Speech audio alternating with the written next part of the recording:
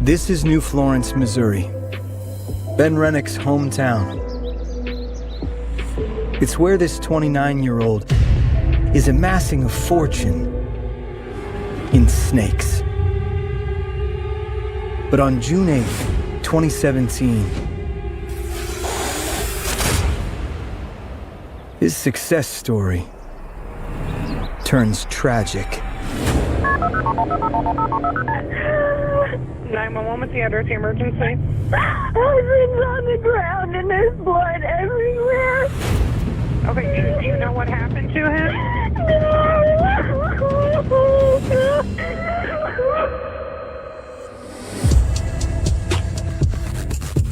My name is Lucas Geisler. I am a news anchor and investigative reporter for ABC 17 News, KMIZ in Columbia, Missouri. Lucas is 26 years old and 3 years on the job when he and the small community of New Florence changes forever. It was certainly one of the bigger stories that I've ever covered, and maybe one of the biggest ones I ever will cover. You got a guy at the top of his game in the reptile breeding world. Welcome to the basement of Rennick Reptiles. A beloved figure killed, struck down in his prime. These are sirens. I thought, there's got to be something strange going on here. Ben's older brother Sam thought the same thing. On June 8th, I was working at the farm. That's when I got the call from Ben's wife, Lindley. She called hysterical. So I headed towards the snake facility. She led me to the body. When I found Ben's body, he was face down. I had to turn him over to check him. He was a mess. Oh my God, my brother's dead. Okay, so he's not breathing at all? No, he's cold, he's blue. Okay, and it's not obvious what happened? Like you're not sure what happened? Oh my God, my brother's dead. My brother's dead. Oh my God. Okay, does it look like he's been shot? Yeah, maybe, no. You don't know? Do you know where the blood is coming from? Head. His head? Head. Oh my God. What police will be walking into is horrifying. Do you know what may have happened? He got killed by a snake. By a snake? He raised this large 500-pound snake. I need to be out here now. It's no way for someone to find their kid brother. He deserves so much better. He could have done anything. He had his whole life ahead of him. Lay it down on me. Ben and Sam grew up on the Rennick family farm in New Florence. Talk it out, just breathe. Ben and I's young kids. Ben was a big fan of snakes at a young age. He was out in the wilderness catching snakes all the time.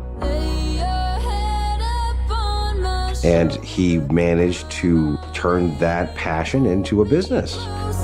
As Ben's work in the reptile world grew, so did his reputation. My name's Cheryl Matula. I work with exotic animals, primarily reptiles. Ben was introduced to me as one of the largest ball python breeders, the most well-known one across the entire world. Cheryl became friends with Ben and his wife, Lindley, and got to know both of them well. Lindley was probably the sweetest person ever. She was extremely kind. They just seemed so in love. My name is Babette Tucker. Ben was so happy. We fell in love with her just like Ben did. She was a perfect partner for him. Ben and Lindley have busy lives with 2 kids and 2 businesses, Rennick Reptiles and a spa that Lindley operates in Columbia, Missouri. They're a young, attractive family with seemingly everything going for them. They live in the big country estate out in Missouri, doing this quirky business that is netting them a literal $1 million sum to do this.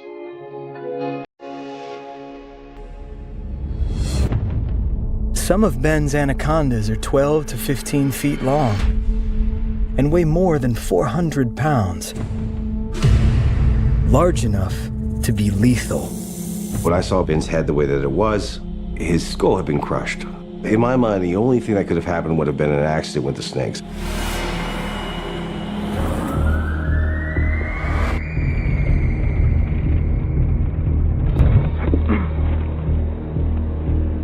When sheriff's deputies and EMTs arrive, they think a killer snake is on the loose. I'm not scared of snakes, but I'm scared of this one.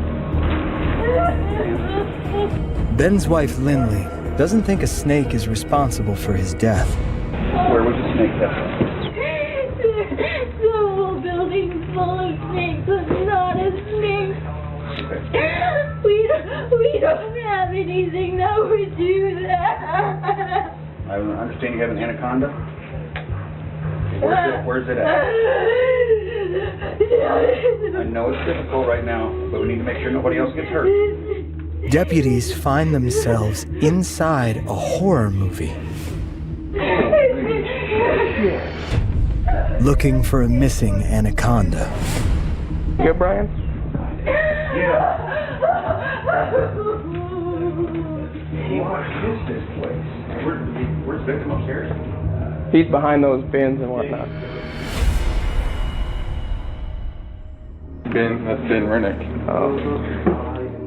Officers find Ben, but don't find any evidence of a killer snake on the loose. He's not under there. But they do spot evidence on Ben's body. Fellas, something got him. Paramedic said there's a bite mark on him, so there's a snake loose in here. So watch your ass. The coroner is sent in. And soon, what seems like a fatal snake attack becomes far more mysterious, more sinister. At that point in time, we were outside the facility. Then the coroner came out, and he let me know that it was not a snake attack. My brother had been shot. Who shot Ben Rennick? He was successful, loved, a rock star in the snake world. Now, everyone's a suspect.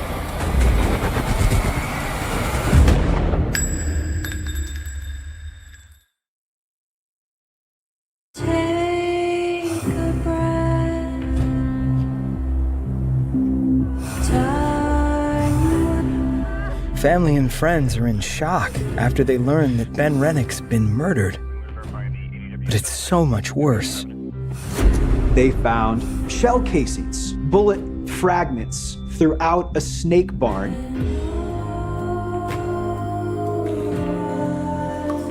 Ben was shot 8 times.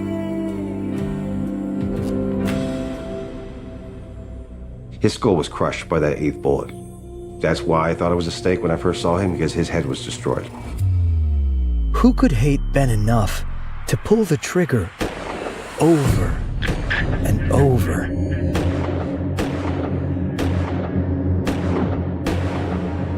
It's almost impossible to believe. Ben Rennick was incredibly well-liked by people. Members of the reptile community, like Cheryl and Ben's best friend Chase, desperately want to know who gunned down their colleague. But there were no weapons found at the scene, and if authorities have a suspect or a motive, they're not sharing.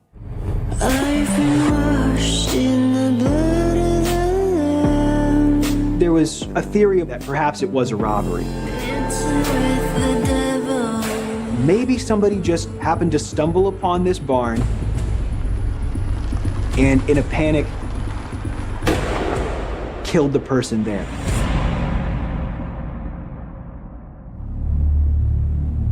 Or was it something more personal? Someone hiding like a snake in the grass. Ben's reptiles sell for thousands of dollars each, and he's got thousands of them.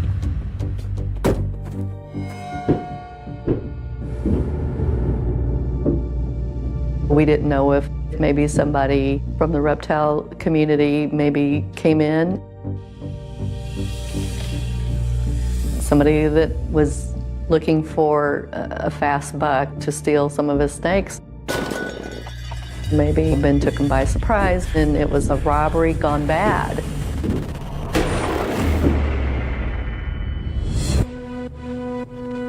But within days, those closest to Ben confirm no snakes were stolen, and nothing else is missing from the reptile house. So another theory takes shape. Before he died, Ben was working on a deal that would have changed his life. Maybe someone in Ben's circle wanted a piece, by any means necessary. Ben Rennick had made a $1 million deal to sell most of his pythons and anacondas to a hockey player who was going to pay the installments, $200,000 every quarter throughout the year 2017. But around the time the next payment was due, Ben is killed. What becomes of these snakes? What becomes of the money? It seems very contentious. Ben Rennick is possibly one of the most meticulous snake breeders out there. How do you maintain it? A lot of work. A lot of work. Yeah. Certainly when you rise to the top of your game, there might be a target on your back. Maybe a rival reptile breeder had it out for Ben. That Ben had something that they wanted, so they'll go off Ben. There are people in the snake community who might benefit from Ben's death.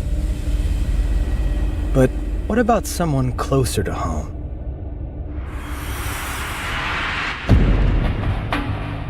Sam and Ben did not particularly get along well before Ben's murder. That relationship, as it frayed, put Sam, I think, on the lead investigator's radar as well. Sam and his family live on the Rennick property. One of the last times I spoke to Ben, he was clearly aggravated and venting about his brother. There was some kind of stress going on. So, first person I thought of was Sam.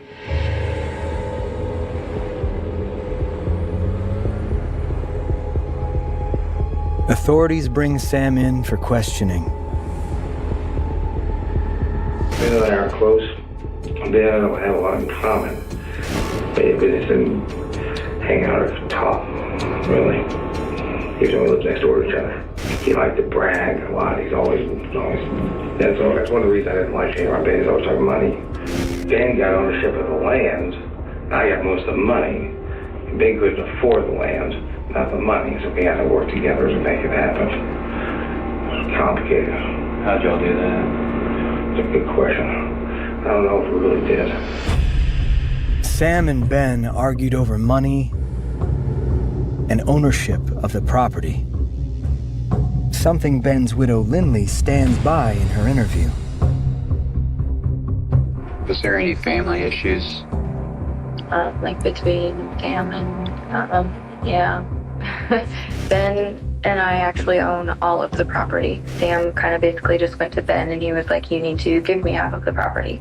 And I was like, no, I'm not going to give you half of the property. Then they were like, well, we can't afford to live out here. We're going to have to move. What is Sam's demeanor like in general? I mean, he has kind of a depressed personality.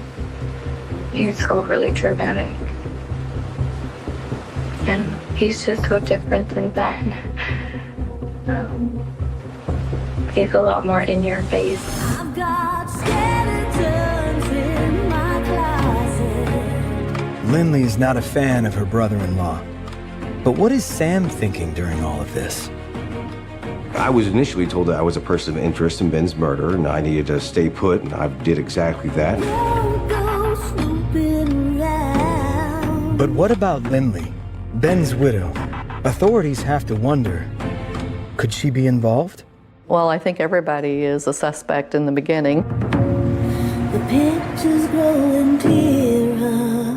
They even tracked down one of Lindley's former boyfriends, who was at her spa the day of the murder. You're closer with every clue. Michael Humphrey is an ex of Lindley Rennick. He says he went to Colombia to get a massage.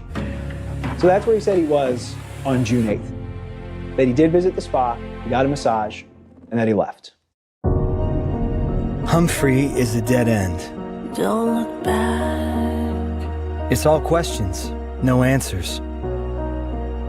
The past is fading. Traumatized, Lindley takes the kids and moves in with her father. What's to come? But then, days after Ben's death, Lindley makes an announcement that throws everyone. She wants to unload the snake business and the farm. When the walls keep falling down. Oh God, everything was up in the air with the farm at the time. Ben had just taken out a $1 million life insurance policy on himself.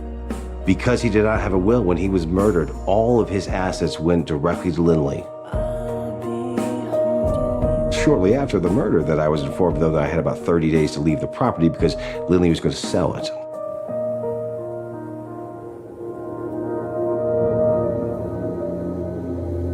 I had a hard time with that. We had, that home was everything to us. And I was alone out there. I had to make the truth. I'm glad I didn't kill myself. Got close.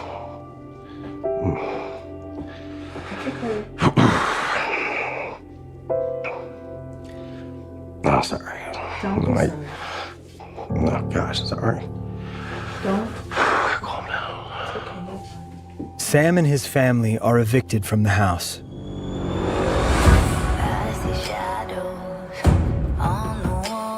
By the fall of 2017, Cheryl Matula and her boyfriend are living on the property to look after Ben's snakes. I moved into Ben's house after Sam already left. There was no one else there to take care of Ben's animals. 4 months passed since Ben Rennick was killed. But as far as finding his murderer, At this time, law enforcement was not willing to talk, not willing to share updates other than to say the investigation is ongoing. A constant refrain from the sheriff's office and the highway patrol throughout this. Still no updates. no updates, no arrests, no peace of mind. Cheryl spends every day at the Rennick property, scared out of her mind. Living at the farm was absolutely horrifying. Because, you know, the killer could come back. Turns out the killer has been within striking distance all along.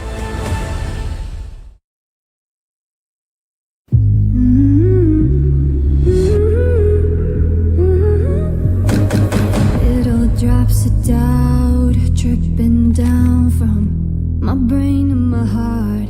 By the fall of 2017, police still aren't revealing any details about Ben Rennick's murder. But Ben's widow, Lindley, has her suspicions. Maybe it was her brother-in-law, Sam. Lindley suggested that my relationship with the farm and the ownership levels and the fact that I was going to have to leave the farm was motive for me to hurt Ben. The whole history of the Rennick family farm is what you would call complicated.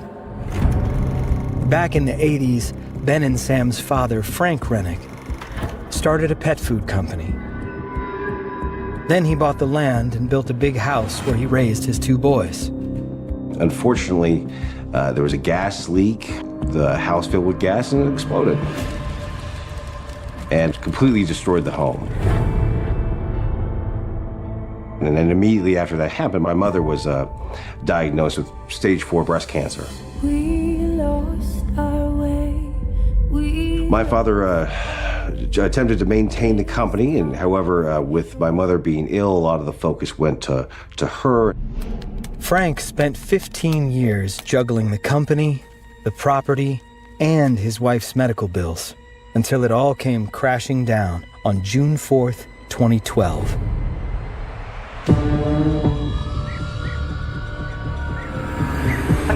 Come in. Frank Rennick is indicted by a federal grand jury. Unfortunately, he had taken investors' money and used it to pay back other investors, and by the time we knew, it was too late. Frank ripped off a lot of people.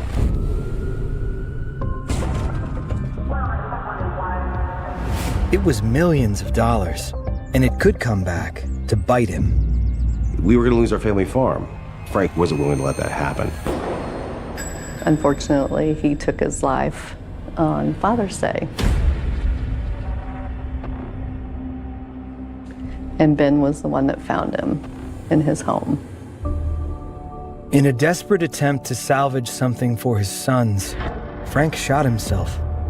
So maybe Frank's scam 5 years earlier provoked a killer to finally seek revenge and shoot his young son.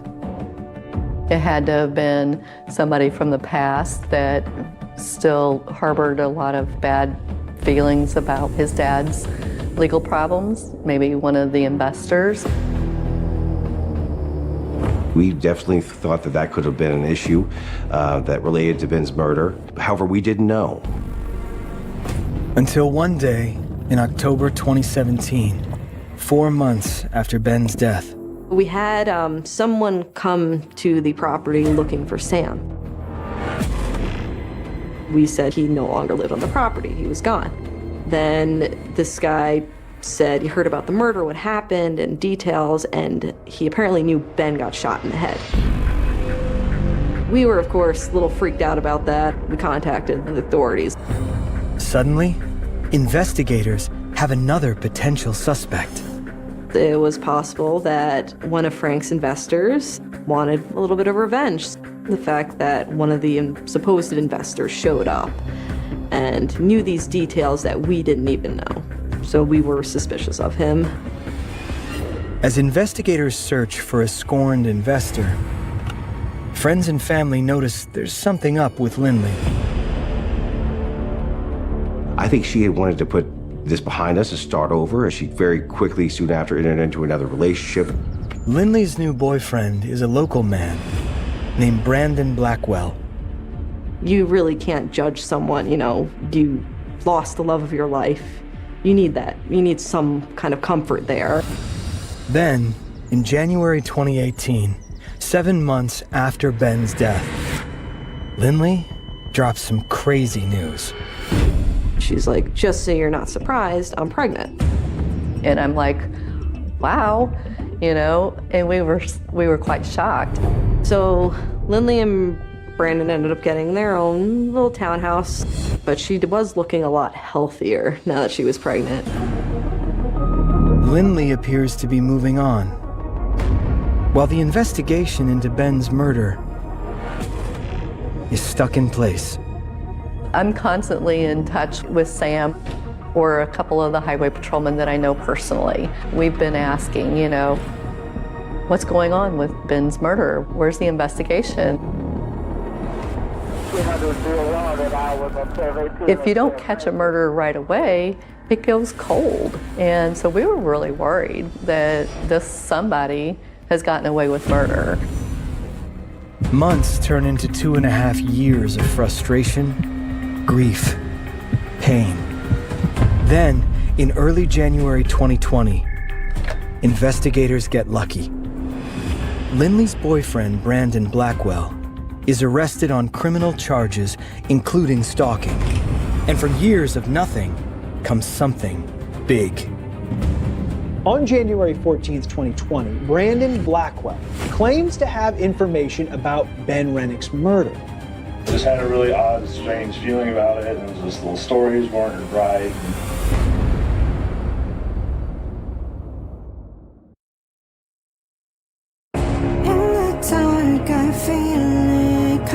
to life, the way it grows inside of me. 2.5 years after the murder of Ben Rennick, there's a break in his cold case. Lindley's boyfriend, Brandon Blackwell, has just been arrested. And he's got a secret to share. He says he knows who killed Ben. It was because of Brandon coming forward that we were able to get the case finally moving again. Brandon has a baby with Ben's widow, Lindley Rennick. But after their child is born, the relationship blows up, and Lindley files a restraining order against him. So Brandon Blackwell has his own legal troubles to worry about. He's charged with 2 counts of first-degree stalking and 5 counts of violating a restraining order. He's in jail with a pretty significant bond for violating the protection order that Lindley took out against him, and in a moment of incarceration, had something to give in order to get something. My information is out of the horse's mouth. Okay. And by the horse, you mean Lindley? Or... We'll get to that. Okay. Over the course of Brandon's relationship with Lindley, he'd ask her about Ben's murder, and something felt off.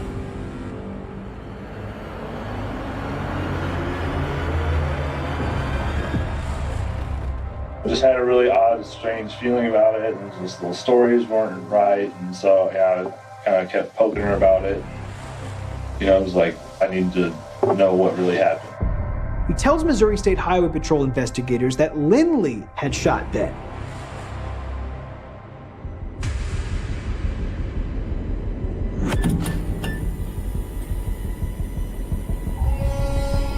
Ben's in there, you know, cleaning, whatever, against that back wall, and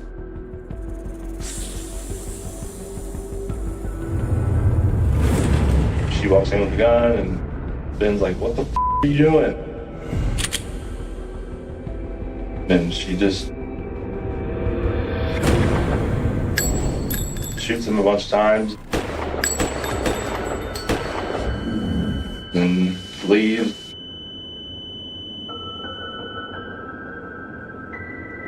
Brandon said Lindley was the one who did it. That snake wouldn't do that. But is Brandon lying? Trying to fire back at Lindley for getting him thrown in jail? Why would Lindley kill Ben? He had just sold his snakes for almost $1 million. He, according to the bank, was the sole owner of that property. And so when that happened, everything went to Lindley. I'm on a mission about my business, I gotta get it. Between the life insurance money, I'm on a mission about my business, I gotta get it. $1 million. The sale of snakes, $1 million. And about $1 million family farm. She was set to inherit I'm on a mission, I'm about my business, I gotta get it. quite a bit after my brother's death.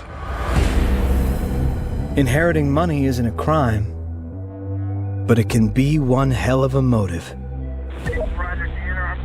We wanted to still believe that, you know, she was innocent of everything. Brandon tells investigators not to take his word for it.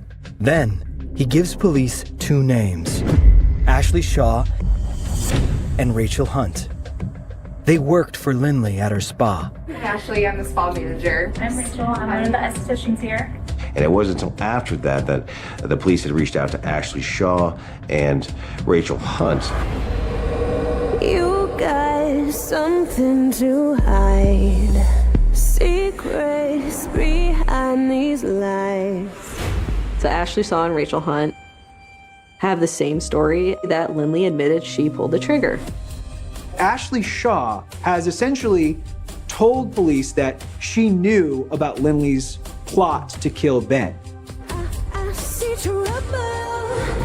And in fact, helped her with certain aspects of it.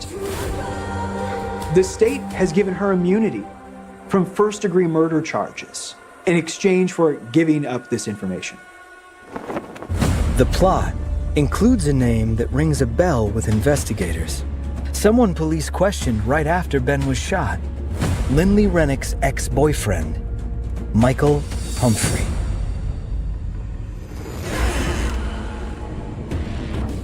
In June of 2017, Highway Patrol interviews Michael. And they start asking him, do you know Lindley Rennick? Were you with her on June 8th of 2017? At the time, Michael claimed he got a massage at Lindley's spa the day Ben was killed, and then he went home.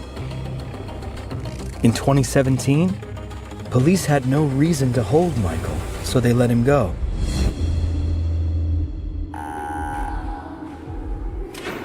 In 2020, not so much. My name is Michael Humphrey, and I'm currently housed in the Jefferson City Correctional Center. Michael now admits he went to the farm with Lindley the day Ben died. Earlier, Lindley was filling me in on some different abuse situations that was going on with her and Ben, from physical altercations to different sexual altercations. She was like, can you go out there with me? I need somebody that I trust. Then she ends up telling me that she's going to try to kill him or wants somebody to try to kill him. On the afternoon of June 8th, Michael says he picked Lindley up at the spa and they drove to the farm, about 45 minutes away.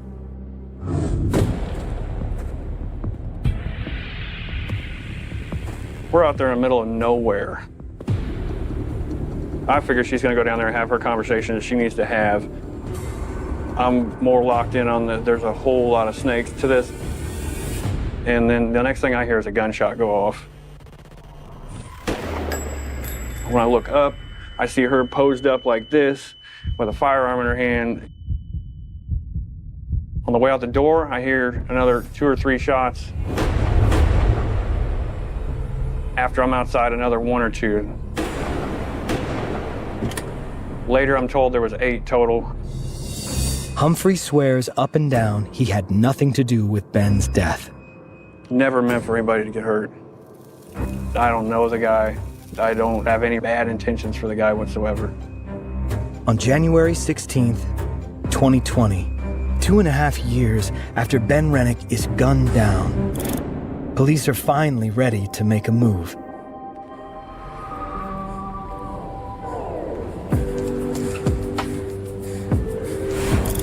So, Michael and Lindley were both arrested and charged for first-degree murder.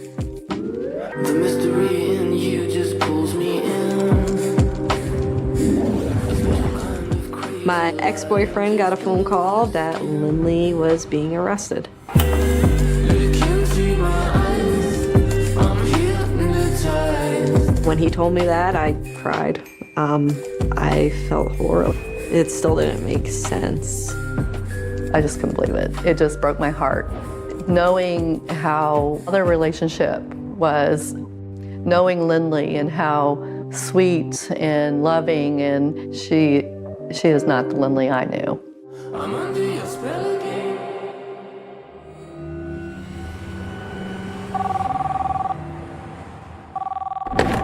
But it's not so easy. Investigators have confessions and eyewitness accounts, but little to no hard evidence. Who really pulled the trigger? So they look at every bit of information they've collected on Ben Rennick, including his phone records. They had the messages that they were able to look at, text messages between Ben and his friend Chase. Chase and Ben are great friends. They text each other nearly every day. And in those text messages, a disturbing conspiracy comes into focus. A calculating plot with poison. May 24th of 2017. I have a fun story. Food poisoning is dumb, or just poisoning. And Ben believes Lindley is the one who poisoned him. Chase, LMFAO, I literally think y'all were poisoned at this point. Ben. Agreed. Or it was Lindley all along. Once the police took a closer look and they realized there was more there, it was definitely a red flag. 911, what's the address of the emergency? Did Lindley Rennick finish what she started? With 8 bullets. Everything's on the ground and there's blood everywhere.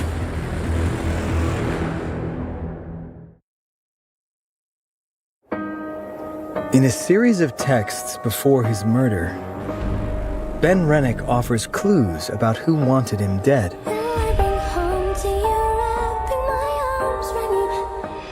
The clues point to his wife, Lindley. But first, a little backstory.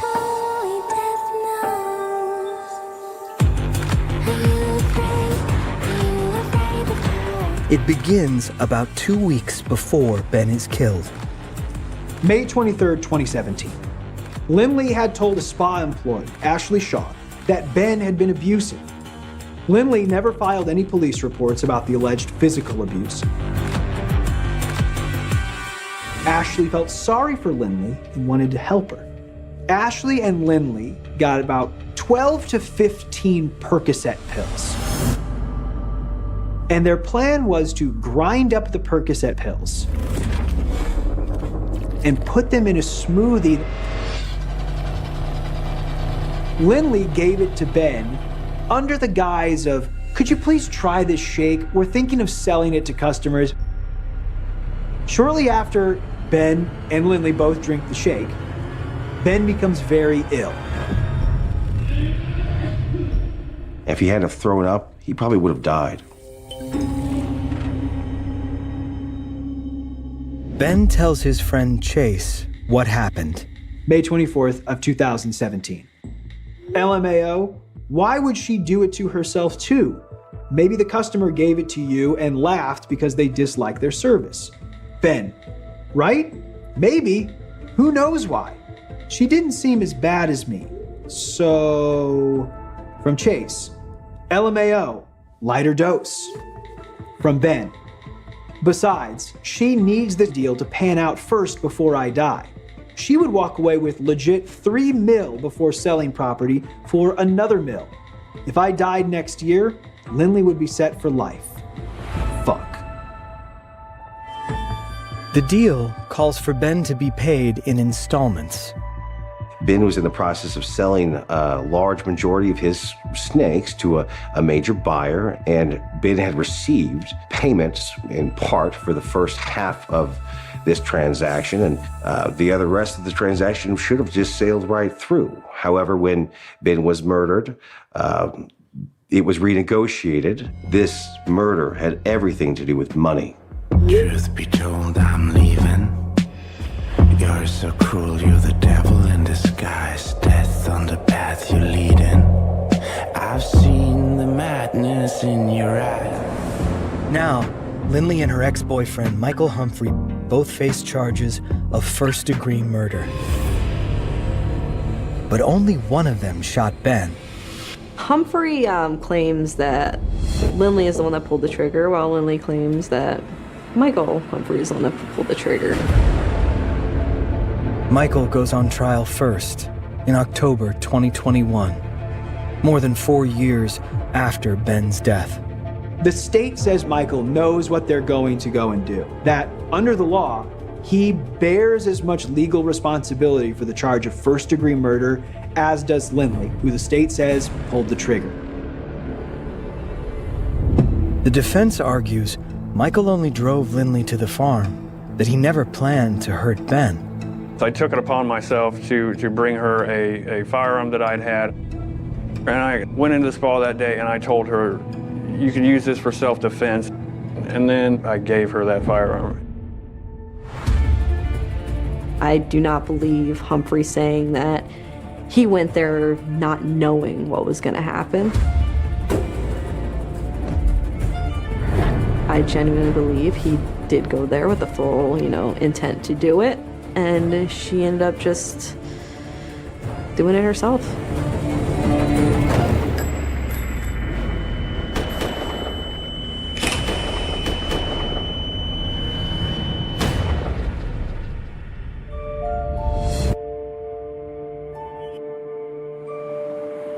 The jury deliberates for a few hours before returning a verdict. Michael Humphrey is guilty of first-degree murder. When they first initially announced the verdict, disbelief, 100% disbelief. The state had waived the death penalty in this case. He has only one sentence he can receive, and that is life in prison without parole. It's a lot to take in. You're never going home. His fate's been sealed with this conviction. 2 months later, Lindley Rennick's murder trial begins.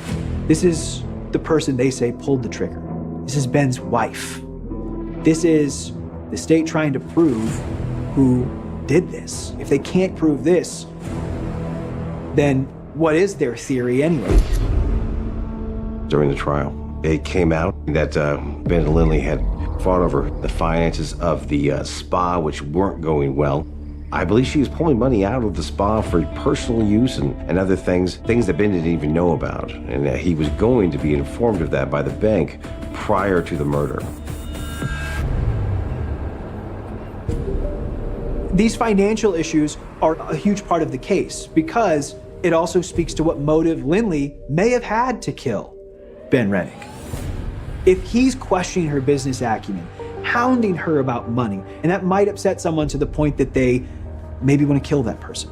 Prosecutors also reveal Lindley's history of cheating. They were together. They began a sexual relationship. Right. This wasn't the fairy tale marriage everyone thought it was. During the marriage, she had numerous affairs. She had a very active Ashley Madison account while she was married to my brother. And she was involved in multiple affairs prior to the murder. And they just always seemed happy. It just warps your reality. And then, another surprise. The defense calls their star witness. It's not often that somebody takes the stand in their own defense. Play along with the game. Hey, I'm Lindley Rennick. Do whatever it takes. When she got on the stand, she knew exactly what she was doing. Ben started getting really upset about all of the time that I was focusing on the kids instead of dedicating it to him and Rennick Reptiles. Lindley testified that she had gone out there with Michael to confront Ben about a divorce. Michael turned around and I saw a gun in his hands, and then I heard shots. And everything just went numb. Who do we become? And then she was so distraught, she got back in the car with him and went about her day, continuing to text Michael, other people. She even put on a show for the school to pick up the kids. She covered her tracks before and after the murder. Do you regret it? Yes. She was the woe is me, I'm the victim. To me, that was a complete show. Complete BS. Both sides rested their case, and the jury goes out to look over all of the evidence. And we're feeling pretty confident, you know, that she's gonna get life. And the longer, the more hours go by, the more concerned we're getting. In the Show Me state of Missouri, juries can convict for first-degree murder or settle on a lesser offense. Juries also determine the sentence for any reduced charge. So when the decision finally arrives, everyone is holding their breath. The jury in Lindley Rennick's case says that she was guilty of murder in the second degree. They gave her 13 years, just over the minimum of 10, and 3 years for armed criminal action. I don't know what they were thinking. Somehow they got confused. You're awful lucky, ma'am. You're gonna get out in your 40s, and my 40s weren't too bad. I just hope you don't kill again. That's it. Turn down the lights. In a way, Sam Rennick was right all along. Do you know what may have happened? He got killed by a snake. His little brother was killed by a snake. It's tough. I mean, she would have gotten more years in prison if she had walked in there and killed all of those snakes. 8 bullets into my brother's 29-year-old body. He deserved better. In the long run, at this point, I'm the one sitting here on a life sentence while she has 13 years. That's unbelievable. Despite her sentence, in the end, Ben was able to catch his killer through the messages he left behind. It was a crucial part of the case in keeping Lindley squarely in their sights, and obviously played a huge part in the trial. Lindley's going to be out someday. I want her to know that she'll never be free of this. I won't forget, and I don't want others to either.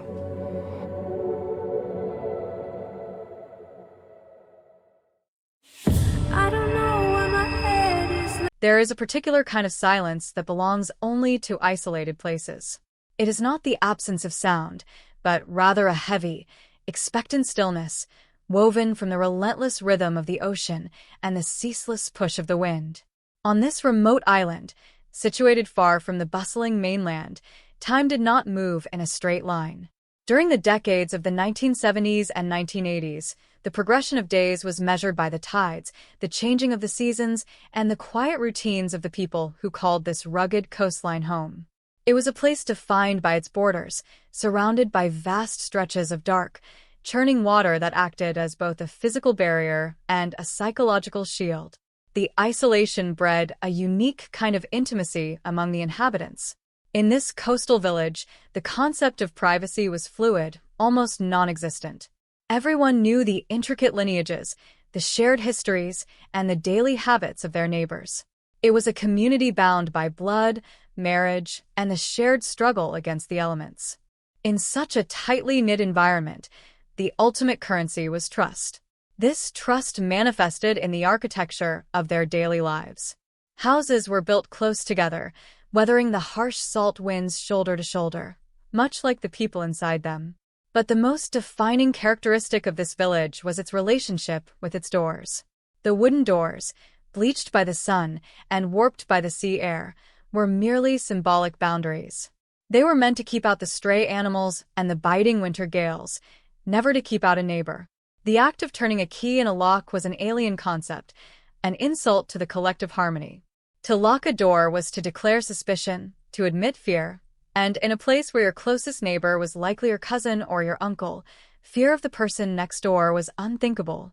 The open door was a testament to their absolute belief in the sanctity of their bloodlines and the protective embrace of their shared heritage. They believed that danger was something that arrived on a boat from the outside world, not something that could germinate in the soil of their own backyards.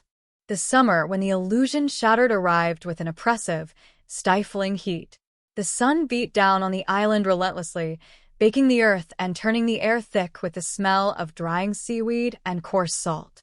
The salt wind, usually a cooling presence, felt abrasive, carrying a grit that clung to the skin and stung the eyes. It was a season of lethargy, where the village moved at a languid pace, seeking refuge in the deep shadows cast by the cliffs and the narrow alleyways between the wooden houses. The landscape itself seemed to be holding its breath, waiting for a break in the pressure. Against this backdrop of blinding sunlight and suffocating heat, the daily rhythms of the village continued unbothered. Children, the ultimate beneficiaries of this boundless trust, roamed freely. They were the collective responsibility of the village, watched over by dozens of eyes from various porches and kitchen windows. The entire island was their playground, a vast, safe expanse where the concept of a stranger did not exist.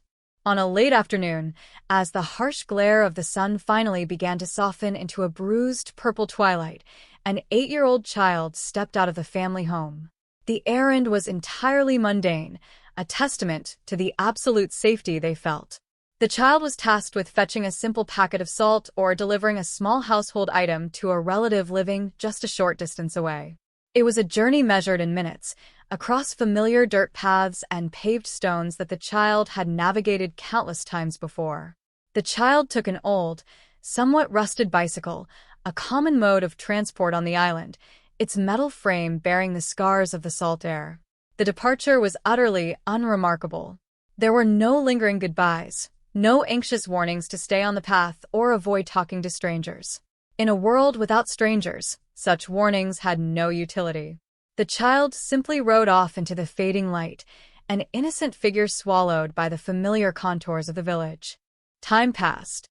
The sun dipped lower, casting long, distorted shadows across the village square.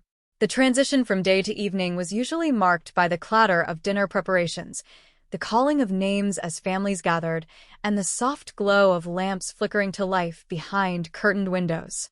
It was during this gentle transition that the first, subtle note of discord was struck. The errand should have taken only a fraction of the time that had elapsed. A slight unease began to percolate, a mild irritation that quickly morphed into a localized concern. Family members stepped out onto their porches, looking down the empty roads. The expectation of seeing a small figure pedaling furiously back home faded as the minutes dragged on. The initial inquiries were casual, shouted across fences to neighbors, asking if anyone had seen the child dawdling near the shore or playing in a friend's yard. The responses were uniformly negative. The casual concern deepened into a cold, sinking sensation in the pit of the stomach. The search began organically, a ripple of anxiety spreading outward from the child's home, disturbing the tranquil surface of the evening. Neighbors abandoned their half-eaten meals, dropping their daily chores to join the swelling ranks of searchers. The fading daylight became the enemy, a ticking clock that heightened the sense of urgency.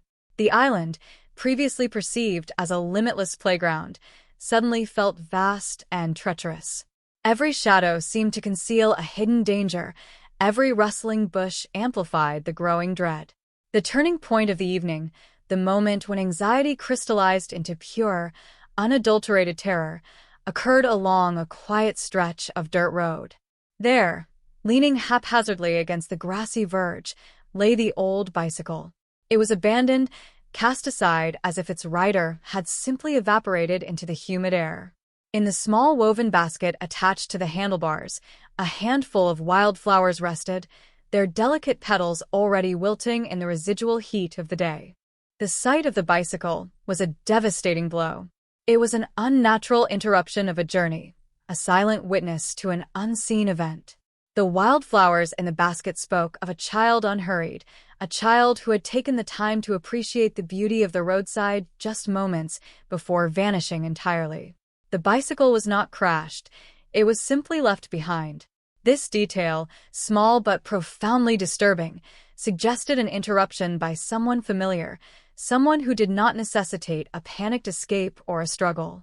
But in the immediate chaos, the psychological implications of the undisturbed bicycle were overshadowed by the sheer, terrifying reality of the missing child.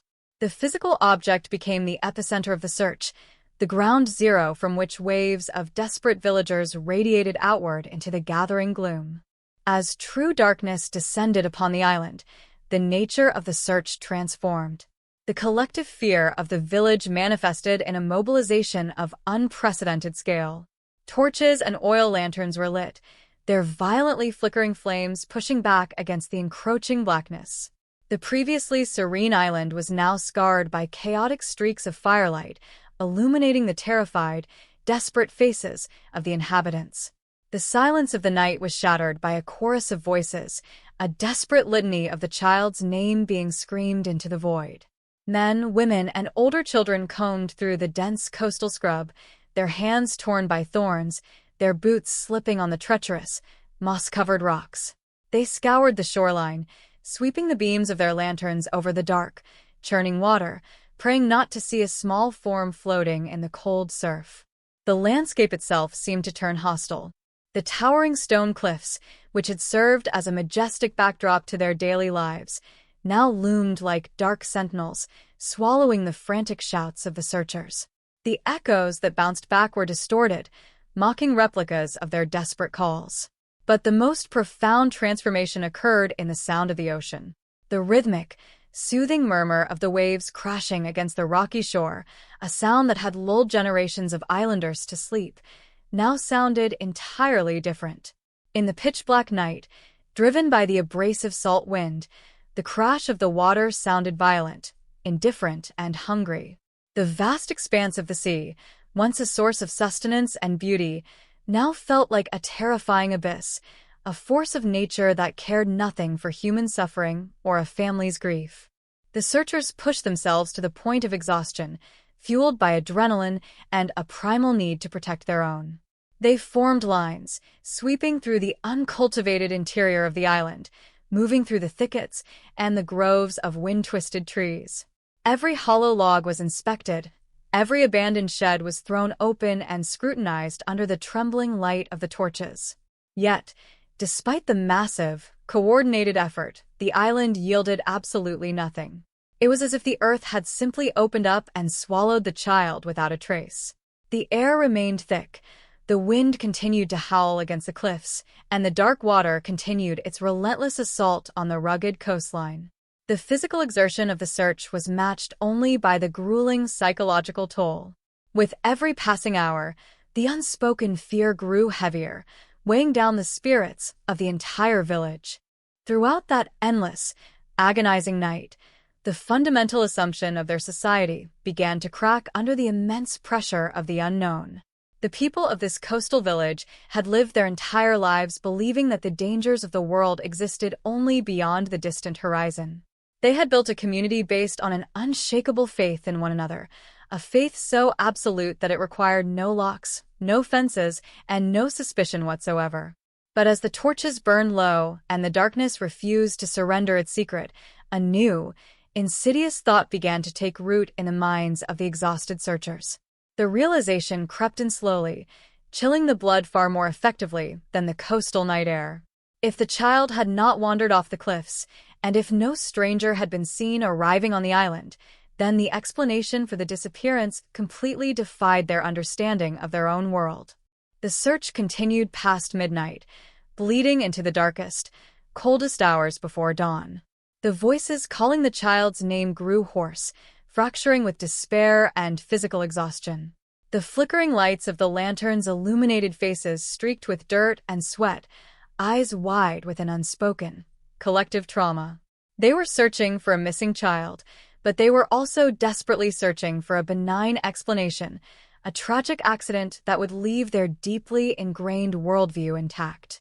They wanted to find the child asleep under a bush, or trapped in a shallow ravine, anything that could be attributed to the innocence of youth or the ruggedness of the natural terrain. The alternative was simply too monstrous to contemplate.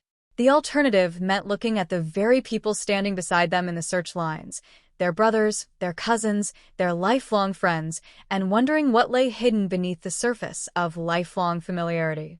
The relentless ocean waves continued their rhythmic pounding, serving as a dark metronome to the unfolding tragedy. The salt wind whipped through the center of the village, rattling the open doors on their rusty hinges. Those unlocked doors, once a proud symbol of profound communal trust, now gaped open like dark wounds. The unlit interiors of the houses behind those doors seemed less like sanctuaries and more like shadowed unknowns holding terrible secrets. The village was losing a child to the darkness, but it was also losing something invisible and equally vital. The very fabric of their reality was unraveling thread by thread. The unquestioning belief in the safety of their secluded world was being systematically dismantled with every empty thicket searched and every call left unanswered.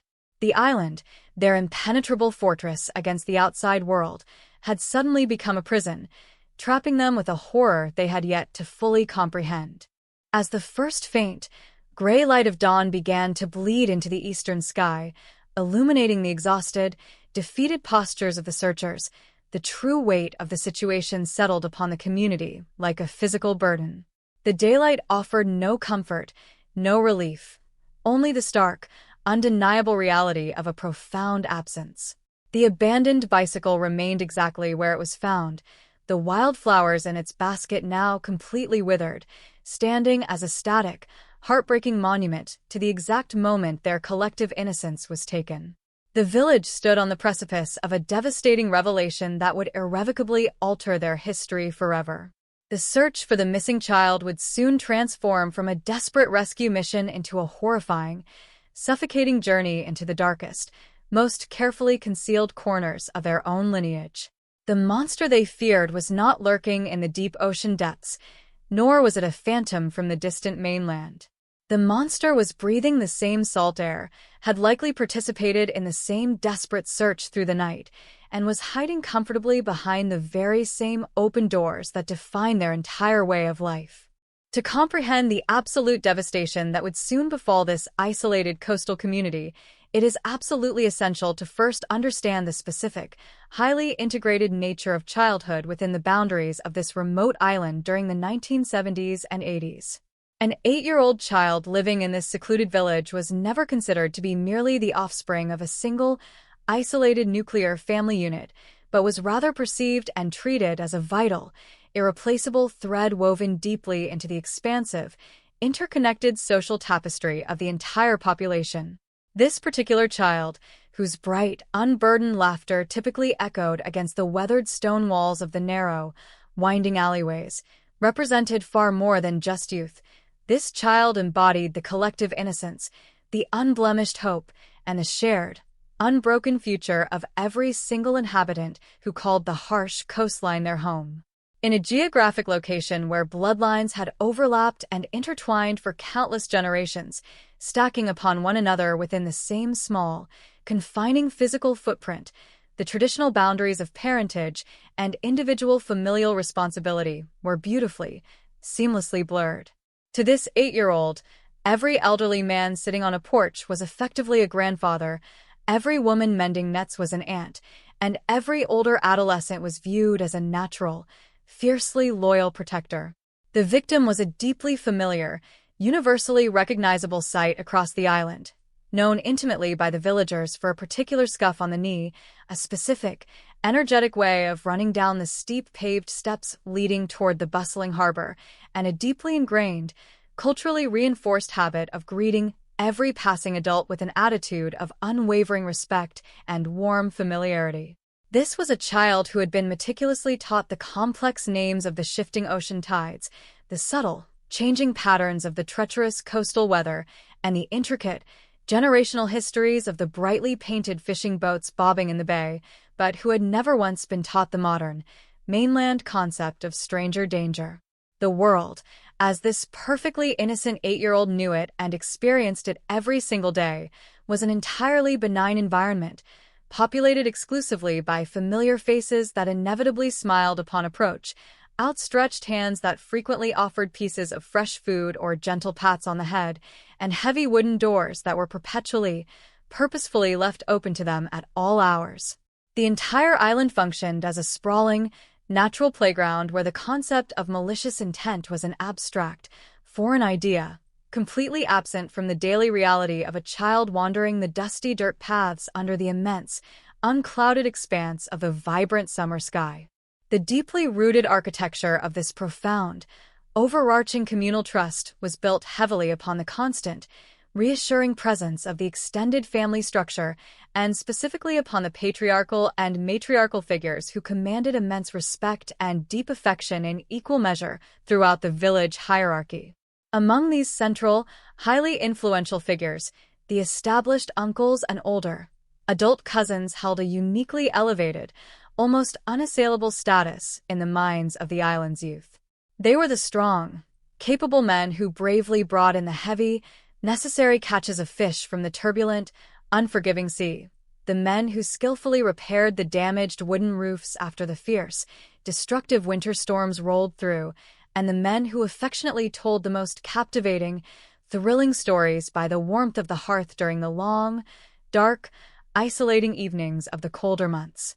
To a vulnerable child, a trusted uncle or an older cousin was a towering, omnipresent figure of absolute authority and boundless, unquestionable security, serving as a fundamental cornerstone in their basic understanding of how the safe world operated. The perpetrator of this unspeakable, community-shattering act did not lurk invisibly in the darkened shadows. nor did he hide his intentions behind a mask of anonymity or the guise of a wandering drifter. He possessed a deeply familiar face that the young victim had intimately known and trusted since the very first days of conscious memory, a gentle, recognizable voice that had very likely offered soothing comfort after a minor childhood injury, and calloused, familiar hands that were permanently associated in the child's mind with familial warmth, shared meals, and absolute protection. This man was deeply, securely embedded in the vital social and economic fabric of the village, recognized as a respected, contributing member of the complex lineage whose reliable presence at boisterous communal gatherings, solemn religious ceremonies, and intimate family dinners was considered an unquestioned, permanent constant. The truly horrifying, psychologically devastating reality of this particular case lies squarely in the terrifying, impenetrable disguise of profound, lifelong familiarity.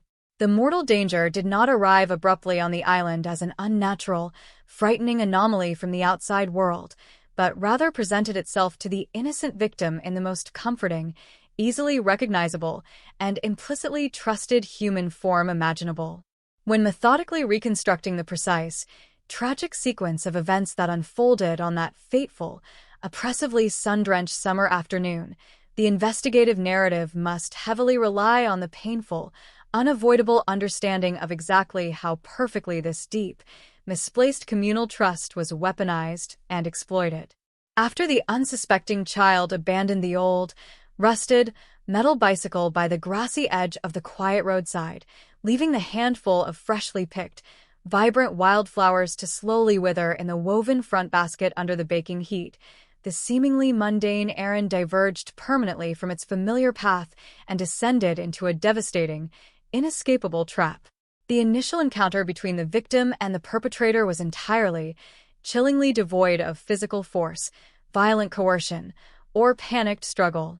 It occurred quietly in the broad, suffocating daylight of the coastal summer season, perhaps happening just out of direct sight behind a familiar, low stone boundary wall, or standing within the cooling, deep shadow of a wooden net-drying shed near the water's edge.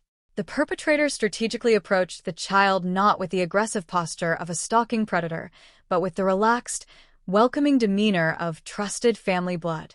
The primary weapon effectively used to orchestrate this flawless, silent abduction was not a physical tool of intimidation or violence, but rather a simple, seemingly innocent, highly calculated lure meticulously designed to appeal directly to the innate, uncorrupted curiosity and the absolute, unwavering trust of a typical 8-year-old. The fatal temptation might have easily been the sudden, exciting promise of a rare, brightly colored piece of hard sweet candy pulled from a deep pocket, the presentation of a beautiful, freshly carved wooden toy that had been recently fashioned in a dusty backyard workshop, or perhaps the gentle, incredibly enticing verbal invitation to simply step inside a quiet, nearby house for just a moment to look at a hidden, adorable new litter of newborn kittens resting in a corner. For the deeply trusting child, there was absolutely no logical reason to pause, no internal, instinctual alarm bell to aggressively signal impending doom or hidden danger. The compelling invitation came directly from a beloved person whose very existence defined safety and familial love. The child simply, willingly took the large, familiar hand offered to them, or happily followed closely behind the recognizable, heavy footsteps, walking completely unbothered and without a single backward glance across the invisible, silent threshold that forever separated their protected, innocent reality from an unimaginable, agonizing nightmare. The violent, psychological transition from the warm, sunlit, boundless safety of the familiar island afternoon into the suffocating, terrifying darkness of ultimate betrayal was undeniably abrupt, absolute, and irreversibly destructive. Once the small child was successfully isolated from the scattered, watchful eyes of the surrounding village, physically secured within the private, culturally unquestioned, and completely unmonitored domain of the older relative's property, the protective, loving mask of the respected uncle or beloved cousin was brutally, instantly discarded. The horrific, deeply traumatic nature of the terrible crime that immediately followed was deeply rooted in a profoundly disturbing, volatile combination of impulsive, long-hidden sexual deviance and the terrifying, opportunistic advantage of extreme physical proximity. The brutal act was a profound, catastrophic violation not only of the small, defenseless child's physical being and emotional soul, but it also represented the ultimate desecration of the fundamental, sacred, generational trust that intimately bound their entire isolated community together against the harsh outside world. As the unspeakable, violent assault occurred within the shadowed confines of the room, the child's entire understanding of reality instantly fractured and collapsed, violently replaced by a paralyzing, agonizing confusion and a suffocating, absolute terror that could find no voice to scream for help.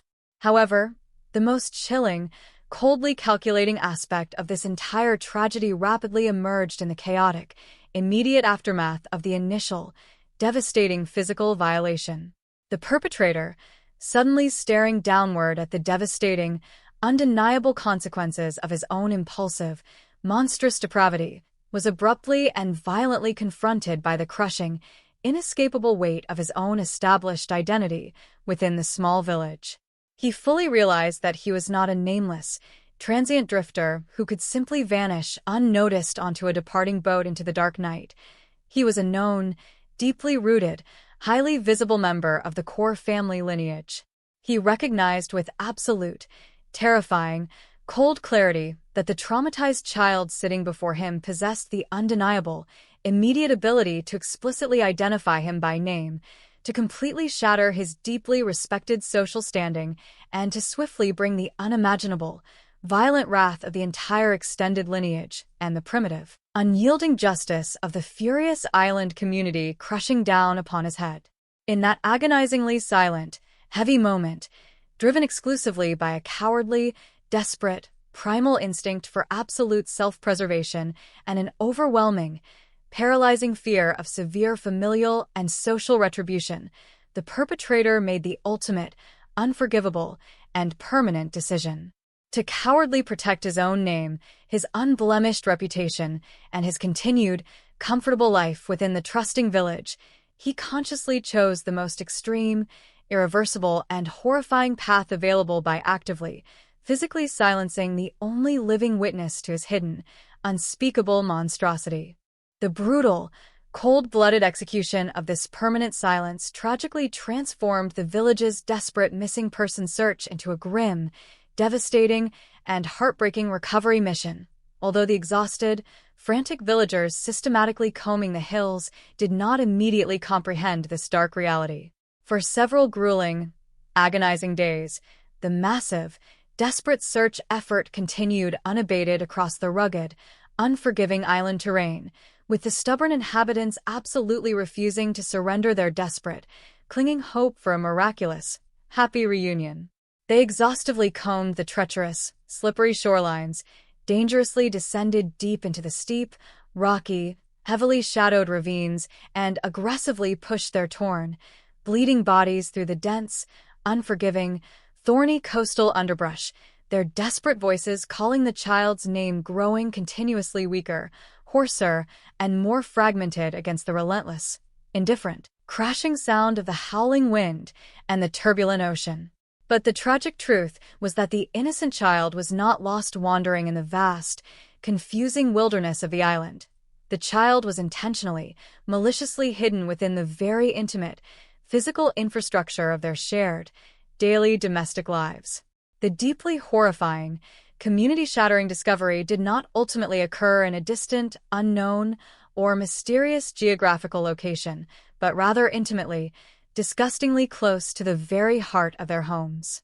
The grim, undeniable revelation finally materialized within the oppressive, damp, heavily shadowed confines of a hidden, subterranean space directly belonging to the extended family itself.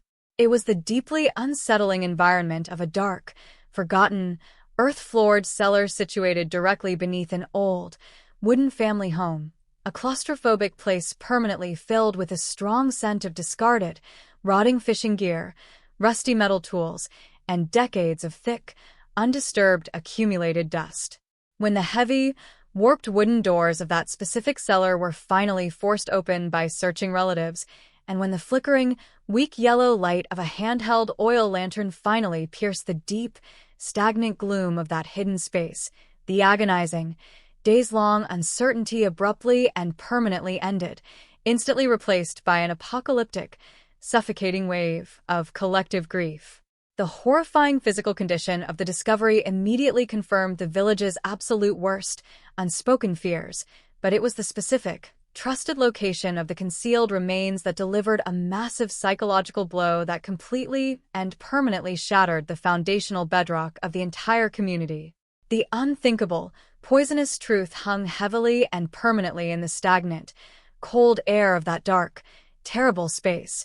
The beloved child had been violently stolen, brutally violated, and ultimately murdered by their own trusted blood, and the remorseless monster responsible had been calmly walking among them, casually sharing their evening meals, and perhaps even actively, deceptively joining in the frantic, tearful physical search, all while the innocent, lifeless victim lay silently hidden in the cold, unforgiving darkness just inches beneath their very feet. The afternoon of the disappearance was suspended in a suffocating, unrelenting maritime heat that completely distorted the horizon line and baked the narrow, winding dirt pathways of the isolated island into hardened, fractured clay.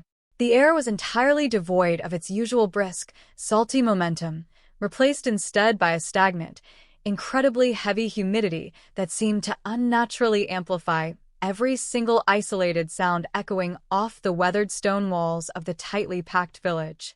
For the 8-year-old child, tasked with a simple, deeply familiar errand, this oppressive weather was merely a mundane, physical backdrop to the comfortable reality of coastal island life. The rusted metal frame of the old, reliable bicycle squeaked rhythmically as the child pedaled steadily away from the family home, the worn rubber tires kicking up tiny, lazy clouds of dry, white dust that settled slowly back onto the parched earth. In the small, slightly frayed woven basket permanently attached to the handlebars, a handful of vibrant, freshly picked wildflowers nodded gently with the uneven, bouncing motion of the ride, a vivid, innocent splash of color against the bleached, sun-drenched landscape. The child's path was a well-worn, unquestioned trajectory, a deeply ingrained mental map of safe harbors and familiar thresholds that safely navigated through the very heart of the deeply interconnected community. There was absolutely no hesitation in the child's smooth movements, no cautious, worried glances over the small shoulder, only the singular, innocent focus of quickly completing a minor household chore before returning to the warm sanctuary of the upcoming evening meal. The surrounding, tightly clustered houses, with their heavy, sun-bleached wooden doors propped wide open to catch any non-existent, cooling breeze, stood as silent, unblinking sentinels permanently overseeing this completely unremarkable daily journey. It was precisely at the quiet, unseen intersection of this mundane, childhood innocence and a sudden, catastrophic deviation of human morality that the course of the village's entire history was permanently and violently altered. From the deep, cool, obscuring shadows of a nearby, familiar porch, partially hidden by heavily draped fishing nets and dense, climbing coastal vines, the perpetrator silently watched the young child approach down the dusty lane. This man was not a mysterious, unknown stranger lurking dangerously in the periphery of the settlement. He was a deeply embedded, highly visible pillar of the child's daily existence, an older male relative whose deeply familiar presence commanded absolute respect and unwavering, unquestioned trust from every member of the extended lineage. In that precise, fatal, unrecorded moment, the psychological architecture of the trusted relative underwent a profound, terrifying, and irreversible fracture.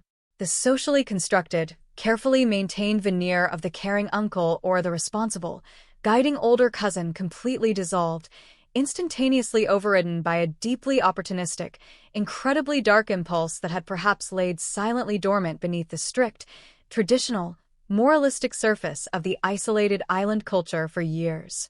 The physical environment itself seemed to inadvertently, tragically collude with this sudden, monstrous intent. The oppressive, dangerous afternoon heat had aggressively driven most of the exhausted villagers indoors to seek desperate refuge, leaving the usually bustling, narrow dirt lane uncharacteristically deserted and completely unmonitored. The complete absence of watchful, protective neighbors, combined with the extreme, dangerous physical proximity of a highly vulnerable, deeply trusting family member, created a fleeting, deadly, and silent vacuum of communal accountability. The perpetrator did not meticulously plan a complex, elaborate, premeditated abduction. He simply recognized a horrific, golden window of terrible opportunity suddenly presenting itself in the blinding, suffocating sunlight of a quiet, unobserved summer afternoon. The fatal, life-ending interaction commenced with a completely ordinary, wonderfully friendly greeting that effortlessly and cleanly sliced through the heavy, humid air without raising a single alarm.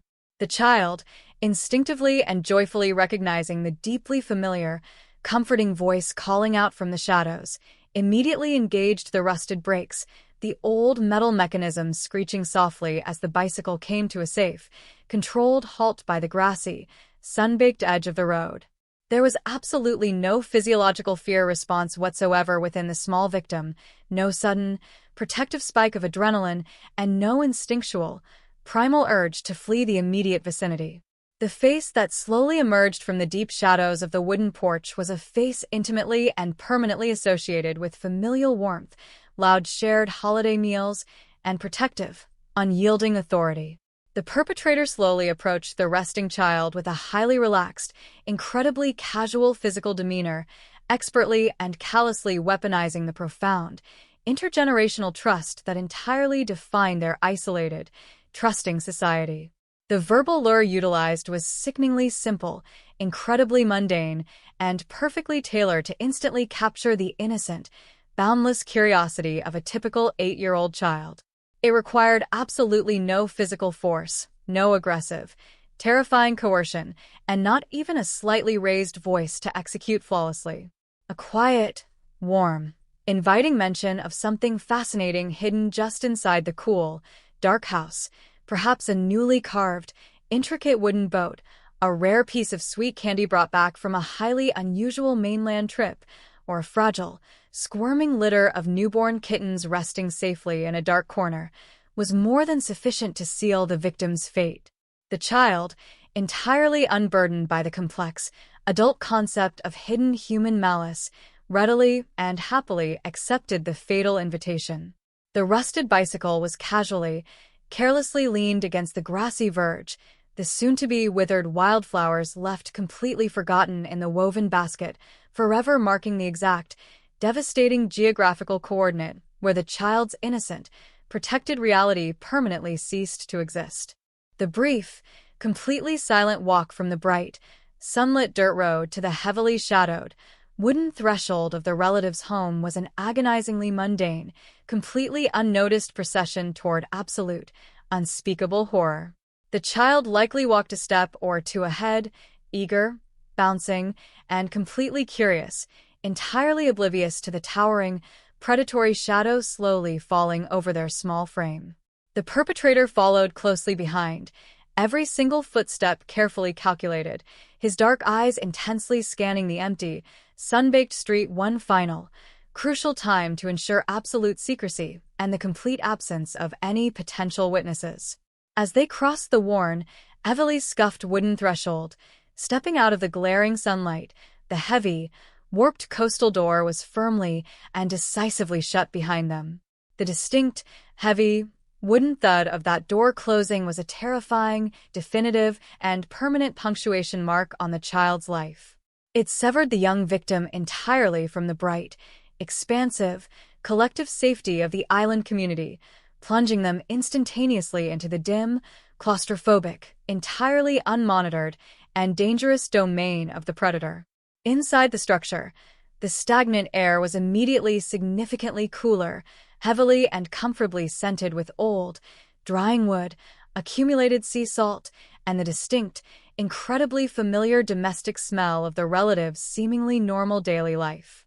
The physical transition from the public, highly visible communal space to the private, deeply isolated interior was the absolute crucial psychological boundary the perpetrator desperately needed to successfully cross.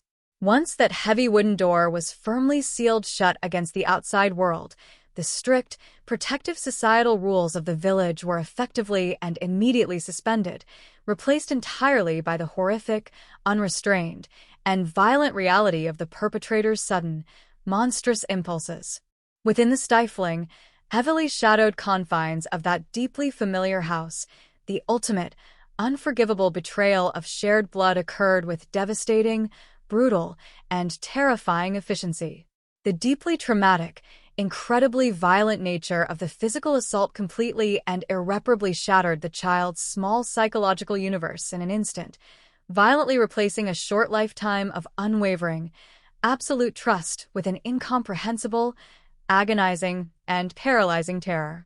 The young victim, suddenly and inexplicably confronted by an unimaginable, violent monster wearing the exact face of a beloved, respected family member, was rendered entirely physically and emotionally helpless by the sheer, crushing, paralyzing shock of the intimate betrayal. However, it was strictly in the chaotic, heavily breathing, immediate aftermath of this unspeakable, horrifying violation that the situation rapidly escalated from a deeply devastating sexual assault into a permanent, coldly calculated act of extreme, lethal violence. As the initial, sickeningly dark impulse rapidly subsided, the perpetrator was violently and abruptly thrust back into the cold, unforgiving, and terrifying reality of his own horrific actions. He looked down at the deeply traumatized, weeping, and shattered child resting on the floor and suddenly experienced a massive, suffocating, entirely selfish surge of profound, existential panic. The psychological shift within the abuser was instantaneous, absolute, and completely devoid of any genuine human empathy, profound guilt, or agonizing remorse for the utterly destroyed victim lying before him. His overwhelming terror was entirely self-centered, heavily fueled exclusively by the terrifying, undeniable, and immediate realization of his own extreme social and physical vulnerability. He fully and clearly understood that the small, crying child possessed the exact, simple vocabulary required to utterly destroy his entire life. The victim could explicitly, undeniably identify him to the furious village elders, completely tear down his carefully cultivated, highly respected social standing, and instantly ignite a violent, unstoppable, and bloody wave of familial retribution that would inevitably and brutally end in his own violent destruction at the hands of his own brothers and cousins. Confronted directly with the absolute, terrifying certainty of his own immediate social and physical annihilation, the perpetrator rapidly made a conscious, terrifyingly cold, and monstrous decision. The primitive, overwhelming, and cowardly instinct for absolute self-preservation completely eradicated any remaining, lingering trace of familial bond, shared history, or basic human compassion. To securely protect his own unblemished, respected reputation, and to permanently secure his continued, comfortable, and privileged existence within the deeply trusting, interconnected community, he logically realized he had to permanently and physically silence the only living, breathing witness to his hidden monstrosity. The subsequent, horrifying act of murder was not a separate, carefully premeditated crime planned days in advance, but rather a desperate, incredibly brutal, and immediate continuation of the initial violation, executed strictly and callously out of a cowardly necessity to permanently cover his tracks. The extreme, suffocating violence used to completely extinguish the terrified child's life was swift, horribly intimate, and profoundly, unforgivably cruel, occurring entirely within the very wooden walls that the child had previously inherently believed to be an absolute, impenetrable sanctuary. The betrayal of trust was absolute and total.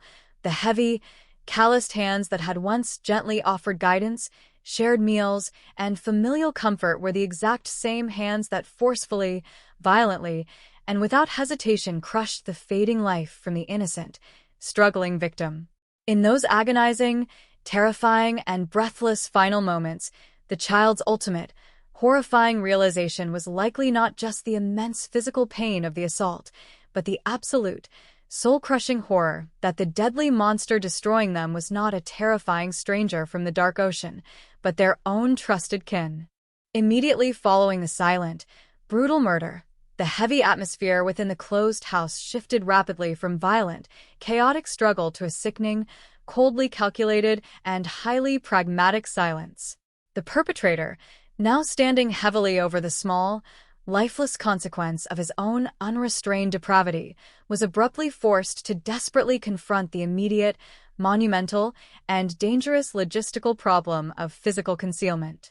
The highly isolated nature of the island, which was heavily populated by deeply observant, highly inquisitive, and constantly present relatives, meant that attempting to transport the small remains out into the open, even under the thick cover of the approaching, stormy night, carried an impossibly high, entirely unacceptable risk of immediate exposure. The dark, terrible solution lay directly beneath his own blood-stained feet. Hidden beneath the thick, warped floorboards of the old, weathered family house existed a dark, largely forgotten, and completely unmonitored subterranean space, incredibly damp, earth-floored, unlit cellar primarily utilized for haphazardly storing heavy, rotting fishing nets, severely rusted metal tools, and the accumulated, dusty debris of decades of harsh coastal living. The perpetrator systematically, quickly, and carefully moved the fragile, broken remains down into this suffocating, pitch-black, and silent environment. The heavy physical exertion of dragging the victim down the narrow, creaking, wooden stairs was accompanied only by the oppressive, choking smells of damp, cold earth, old iron rust, and heavy, completely stagnant air that had not seen sunlight in years. The physical concealment was incredibly rudimentary but brutally effective, hastily hiding the terrible, damning evidence behind towering piles of discarded, rotting marine equipment in the deepest, darkest, and most inaccessible, spider-filled corner of the small cellar. The heavy, reinforced wooden trapdoor was then firmly, quietly sealed shut, permanently trapping the horrible, unspeakable secret deep within the very physical foundation of the respected family's property. The most chilling, profoundly disturbing, and psychologically terrifying phase of the entire horrific incident occurred in the immediate, calculated aftermath of the dark concealment. The perpetrator, his rough hands violently and invisibly stained with the fresh blood of his own direct lineage, methodically and calmly washed away the physical evidence of his crime in a simple, rusted metal basin in the kitchen. He carefully and meticulously adjusted his rumpled clothing, consciously smoothed his sweating facial expression into a mask of calm, and deliberately reassembled the familiar, deeply trusted, and highly respected psychological persona of the concerned older relative. He then deliberately unlocked the heavy wooden front door, pulling it wide open once again to casually welcome the warm, salty coastal breeze back into the hallway, perfectly and deceptively mimicking the innocent, unquestioned open-door policy of the entire trusting village. When the very first, faint, panicked sounds of concerned shouting began to echo down the dusty road outside, signaling the chaotic beginning of the frantic, village-wide search for the missing child, the perpetrator stepped calmly and confidently out onto his sun-drenched wooden porch. He seamlessly, flawlessly, and terrifyingly integrated himself directly into the massive, desperate search effort, his loud, seemingly panicked voice actively joining the rising, desperate chorus calling the missing child's name into the rapidly gathering twilight. He walked shoulder to shoulder with the weeping, devastated parents, offering them false, comforting words of hope, and he actively, deliberately directed the frantic search parties toward the dangerous, jagged coastal cliffs, successfully and maliciously steering them as far away as possible from the dark, silent, earth-floored cellar where his terrible, unforgivable secret lay permanently hidden directly beneath their very boots. The transition from a desperate search for a living child to a grim, methodical criminal investigation is a period marked by a profound and harrowing shift in the collective psyche of a community. On this isolated island, as the first 48 hours bled into a week of agonizing uncertainty, The initial adrenaline that had fueled the frantic night searches began to curdle into a heavy, suffocating despair. The village, once a place of vibrant, open communication, fell into a state of suspended animation. The local authorities, whose presence had previously been limited to managing minor disputes or overseeing maritime regulations, were suddenly thrust into a nightmare for which they were tragically underprepared. During the late 1970s and early 80s, the tools of criminal investigation were primitive, especially in such remote reaches of the world.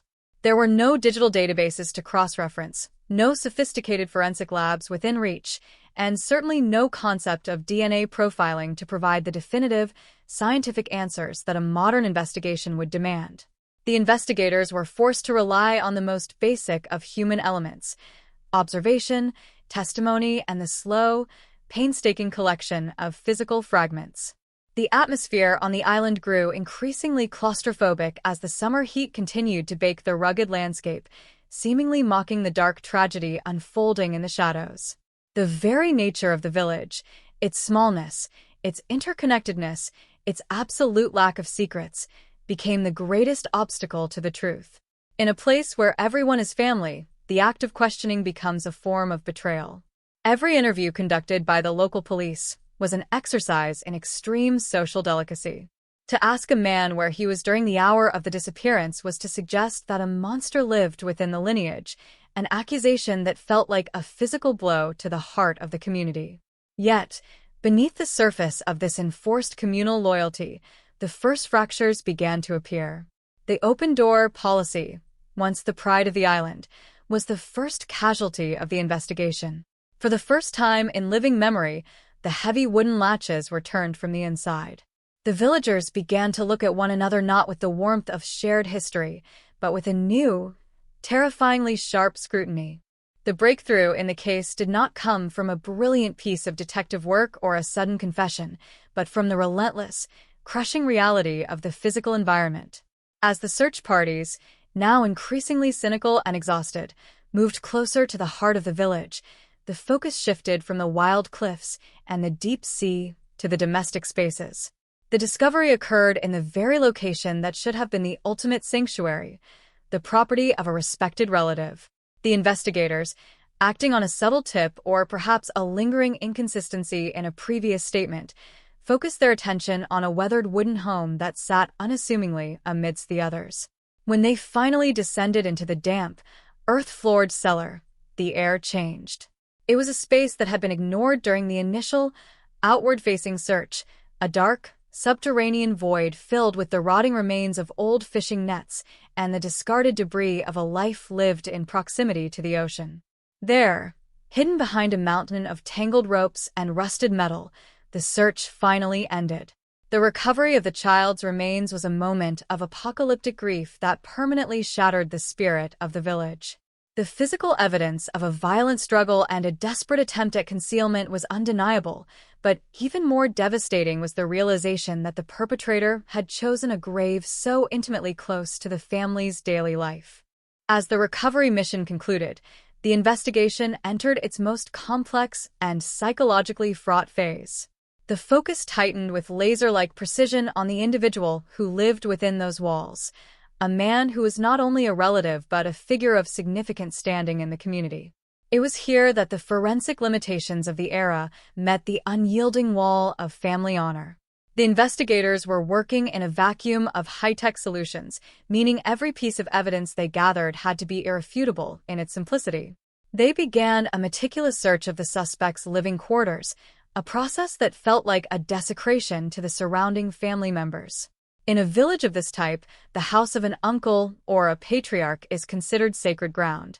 To have police officers sifting through the laundry, peering under the bed frames, and dusting for fingerprints on the furniture was an affront that nearly sparked a secondary conflict between the authorities and the clan. The most damning piece of physical evidence was an object so small and mundane that it almost escaped notice.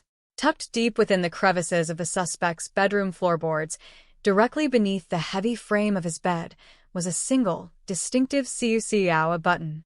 It was not a button from the suspect's own clothing, but rather a small, decorative piece that matched perfectly with the Sunday dress the young victim had been wearing on the day of the disappearance. The presence of this button in the suspect's private sanctuary was a silent, screaming witness to the child's presence in a room where she had no reason to be. It was a fragment of the girl's innocence, torn away during the final, terrifying moments of her life, and it served as the physical bridge between the victim and the perpetrator.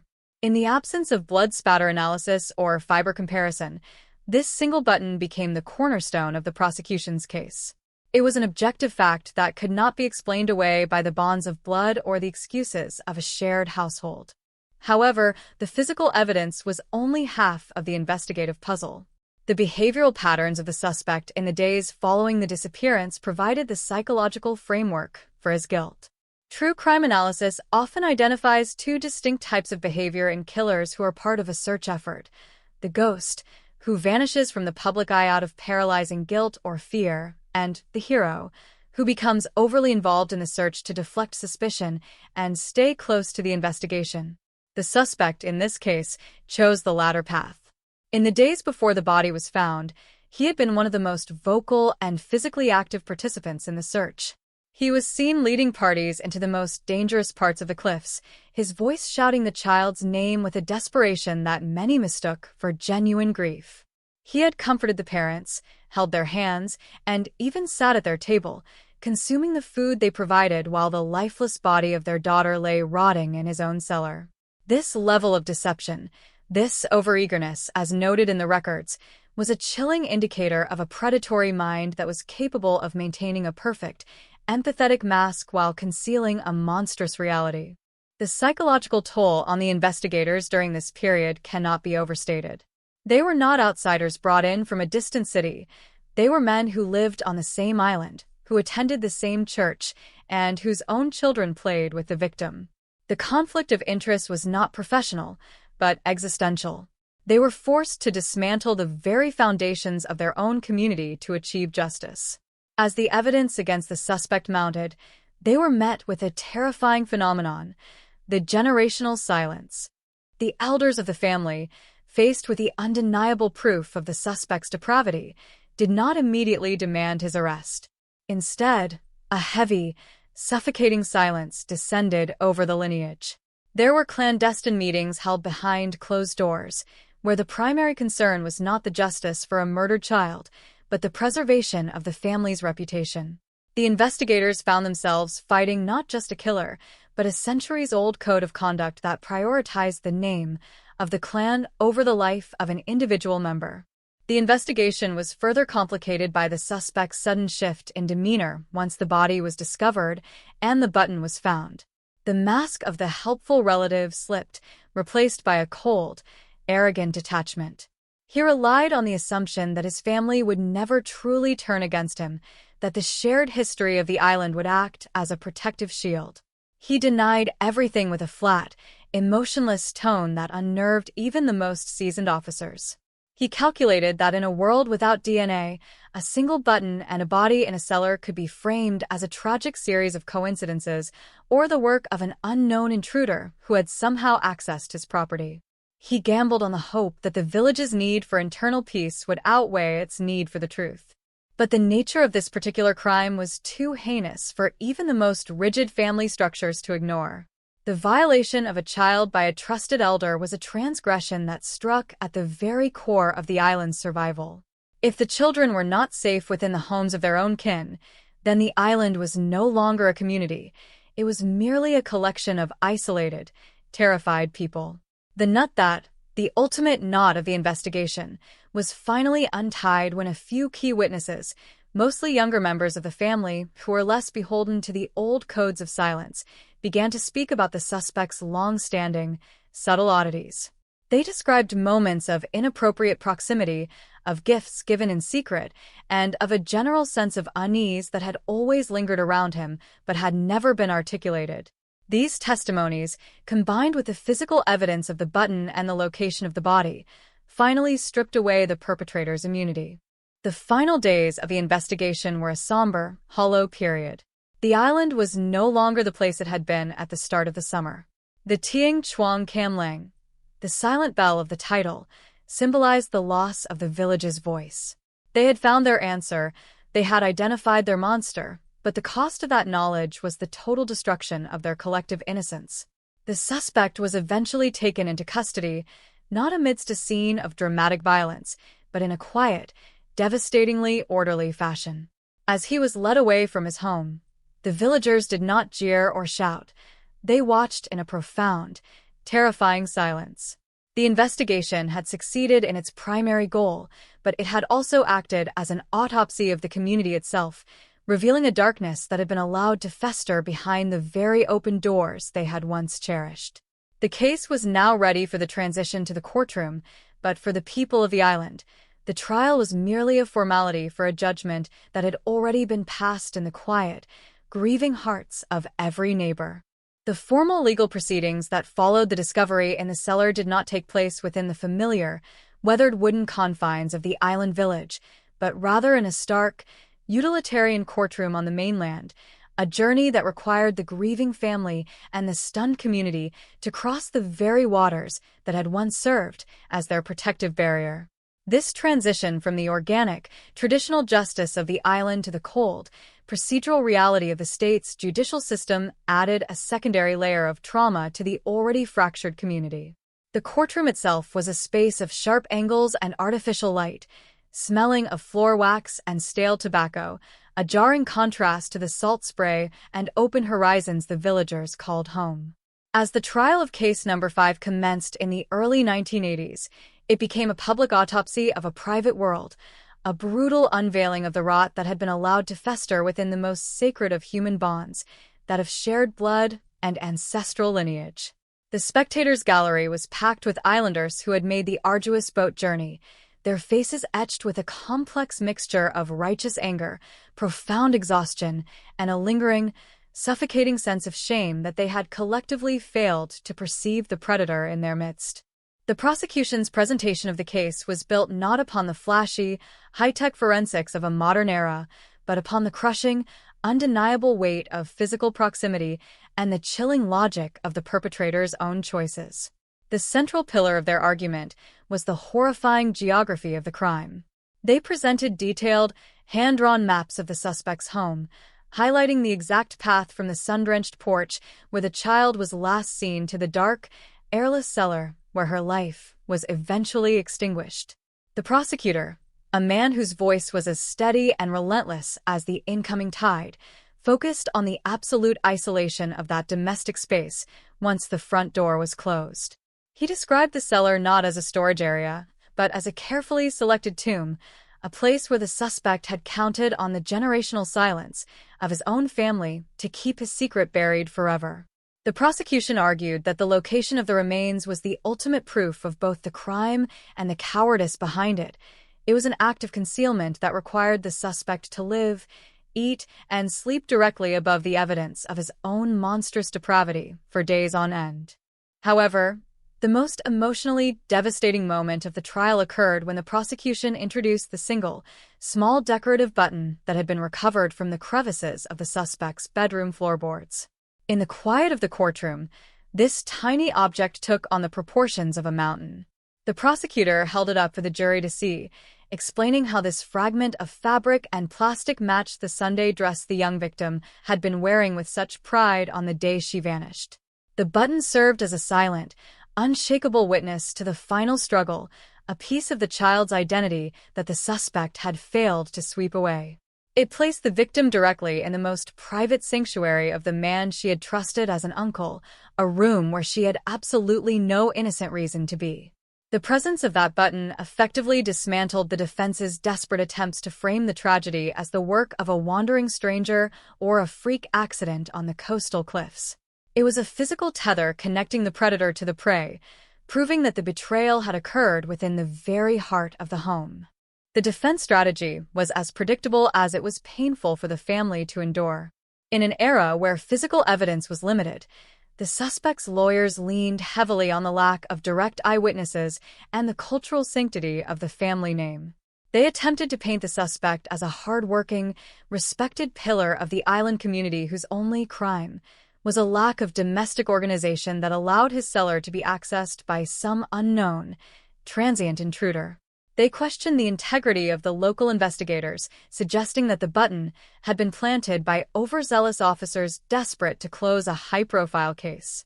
Most insidiously, the defense tried to weaponize the village's own history of trust against itself, arguing that a man who had grown up in such a wholesome, interconnected environment was psychologically incapable of the violence described by the state.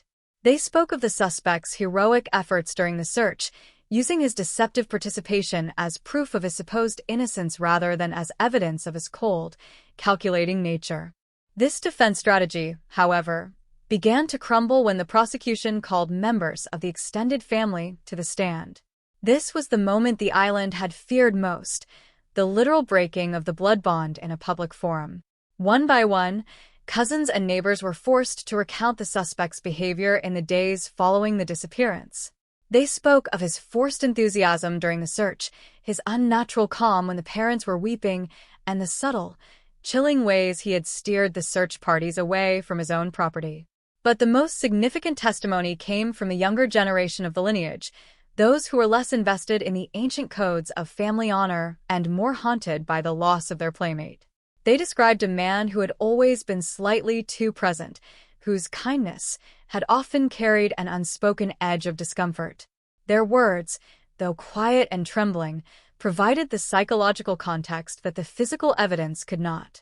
They revealed a predator who had been hiding in plain sight for years, protected by a culture that refused to believe its own kin could be capable of such darkness. The suspect himself remained a figure of chilling, detached arrogance throughout the proceedings.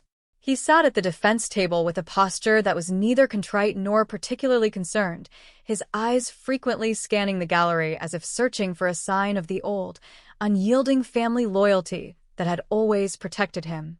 When he was eventually forced to testify, his voice was flat, devoid of the emotional resonance one would expect from a man accused of murdering his own young relative. He stuck to a rigid, emotionless script of denial, refusing to acknowledge the pain he had caused or the gravity of the evidence against him. His lack of empathy was perhaps the most damning evidence of all. It was the behavior of a man who believed that because he belonged to the lineage, he was fundamentally untouchable. This perceived immunity was his ultimate downfall, as it prevented him from showing even a flicker of the humanity that might have swayed a wavering juror. The closing arguments were a study in the struggle between tradition and justice. The defense made one final, desperate plea for the preservation of the family's peace, suggesting that a conviction would only deepen the island's tragedy. But the prosecution's final words were dedicated entirely to the victim. They spoke of the 8-year-old child who had walked into that house with a heart full of trust and had never walked out. They reminded the jury that the peace of a community built on the hidden bodies of its children is not peace at all, but a form of collective sickness. They urged the court to ring the silent bell of justice, to speak for a child who had been silenced in a dark cellar by the very hands that should have kept her safe. The weight of the evidence, the geography of the crime, and the terrifying coldness of the perpetrator had become an insurmountable mountain of guilt. When the jury finally returned with a verdict after hours of agonizing deliberation, the silence in the courtroom was so thick it felt physical.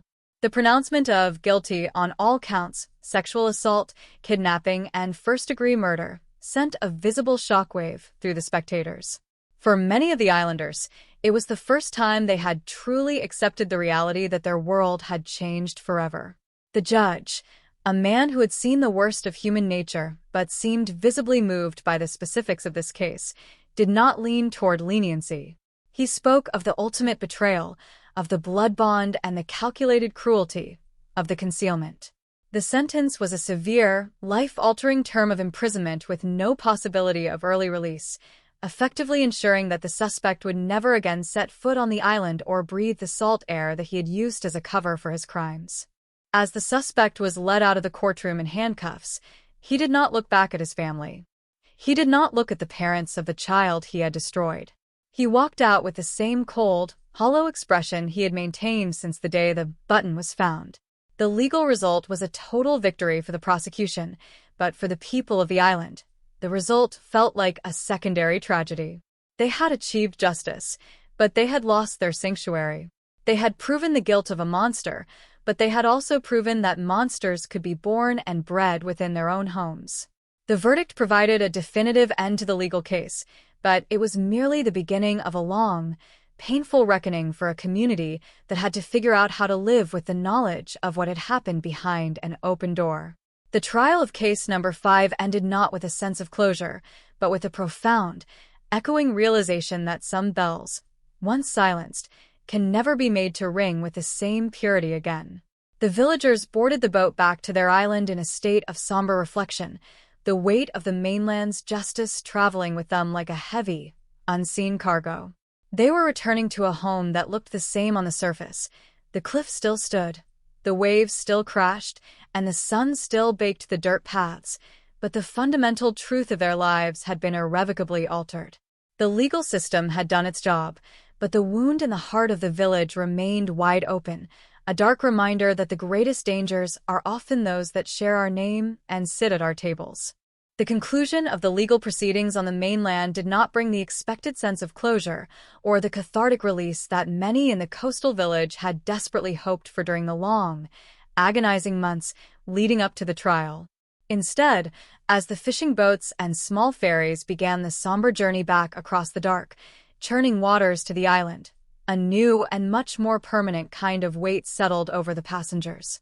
The verdict was undeniable, the sentence was absolute, and the monster had been removed from their physical presence, yet the air on the island felt heavier than it ever had before. The natural beauty of the place, the towering stone cliffs, the vibrant green of the coastal scrub, and the sparkling expanse of the summer sea, now seemed to exist in a cruel, mocking contrast to the internal rot that had been exposed within the village's very foundation. For the people who lived there, the conclusion of case number 5 was not the end of a tragedy, but rather the beginning of a long, cold era of irrevocable change. The island had been fundamentally remapped in their minds, no longer a sanctuary of boundless trust, but a landscape scarred by the memory of a dark cellar and a single, discarded decorative button. The most visible and immediately felt consequence of the crime was the death of the village's defining characteristic, the open door. For generations, the absence of locks had been a point of communal pride, a physical manifestation of their absolute belief in the sanctity of their shared bloodlines. But in the weeks following the trial, a new and unsettling sound began to echo through the narrow, winding alleys as night fell. It was the sound of heavy wooden latches being dropped into place, of metal bolts sliding home, and of keys being turned in locks that had previously remained rusted and unused for decades. This change was not merely a practical response to a perceived threat. It was a profound psychological retreat. The villagers were no longer just locking out the darkness of a night. They were locking out each other. Each turned key was a silent admission that the person living next door, the person you had known since childhood, the person who shared your last name, could no longer be trusted with the safety of your children. The architecture of the village transformed from an open, breathing organism into a series of isolated, defensive cells. The silent bell had truly rung for their way of life, signaling the end of an innocence that could never be reclaimed, no matter how many years passed. This atmosphere of suspicion did not only affect the way people treated their neighbors, but it also created a devastating and permanent schism within the extended families themselves. The perpetrator's immediate kin, though innocent of his specific crimes, found themselves living under a suffocating shroud of collective guilt and redirected anger. In a community where lineage is everything, the stain of such a heinous act does not wash away with a prison sentence. It clings to the family name like salt spray to old wood, corrosive and persistent. The brothers, sisters, and cousins of the murderer were forced to navigate a village that now looked at them with a mixture of pity and repressed horror.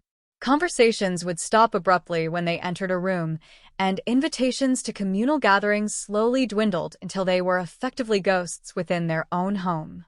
The burden of the name became a physical weight, leading many of the younger generation to eventually abandon the island altogether, seeking anonymity on the mainland where their history did not precede them.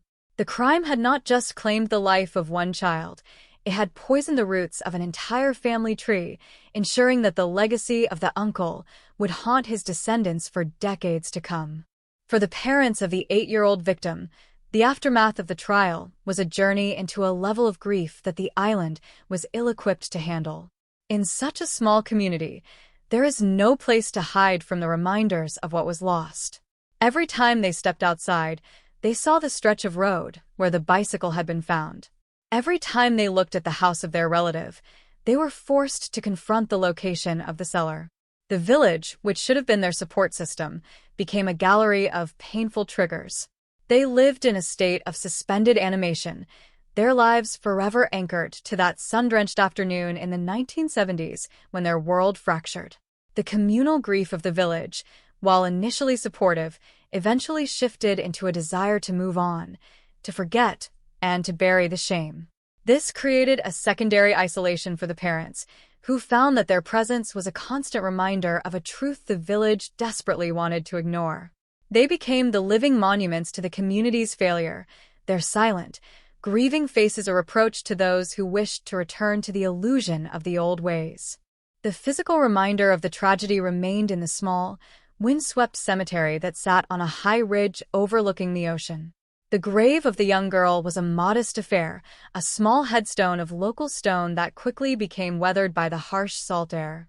It stood slightly apart from the older, more elaborate family plots, a solitary marker of a life that was cut short by the very people who should have been buried around her in the distant future. On many afternoons, the only sound at the gravesite was the relentless, rhythmic crashing of the waves against the cliffs below and the cry of the gulls circling in the updrafts. The ocean, which the child had loved and been taught to respect, continued its indifferent cycle, oblivious to the human catastrophe that had unfolded on its shores. For the villagers who dared to visit the ridge, the grave was a place of profound reflection. It represented the exact point where their traditional world had collided with a modern, darker reality. It was a reminder that the greatest threats to a community are rarely the external forces they prepare for, but the internal shadows they refuse to acknowledge. As the years bled into decades, the story of Case Number 5 transitioned from a living trauma into a piece of island folklore, a cautionary tale whispered to new generations. The details of the trial and the specific evidence of the button became blurred by time, but the core lesson remained as sharp as a jagged rock. The children who grew up in the village after the 1980s were raised in a different world than their parents. They were taught to be cautious, to recognize that familiarity is not always a guarantee of safety, and to understand that even the most trusted faces can conceal a monstrous intent. The open door era was spoken of as a mythical, almost naive time, a golden age that ended with a scream in a cellar.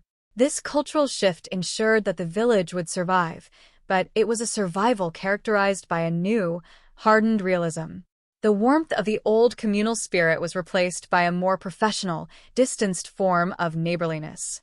They still helped each other repair roofs after storms and still shared in the bounty of the sea, but there was always a barrier, a subtle, invisible line that no one was allowed to cross.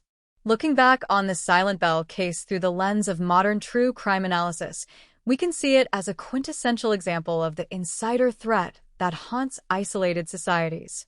The very factors that made the village strong, its cohesion, its shared history, and its absolute trust, were the exact factors that the predator exploited to facilitate his crime and his initial concealment. The case serves as a visceral reminder that evil does not always announce itself with a terrifying presence. More often, it wears the mask of the mundane, the helpful, and the related. The horror of the child's death was amplified by the realization that her final moments were defined by the shock of betrayal, a realization that the monster destroying her was a person she had likely loved and respected. This is the dark heart of the case that continues to resonate with those who study it. It challenges our fundamental need to believe that we are safe within our own circles, and it forces us to confront the terrifying possibility that the person sitting across from us at the dinner table might be capable of the unthinkable. The story of the village on the island is a tragedy of two deaths, the death of a child and the death of an idea. The child was buried in the cemetery on the ridge, her small life honored by those who loved her. But the idea, the belief that a community could exist without fear, without locks, and without suspicion, was buried in the cellar where she was found.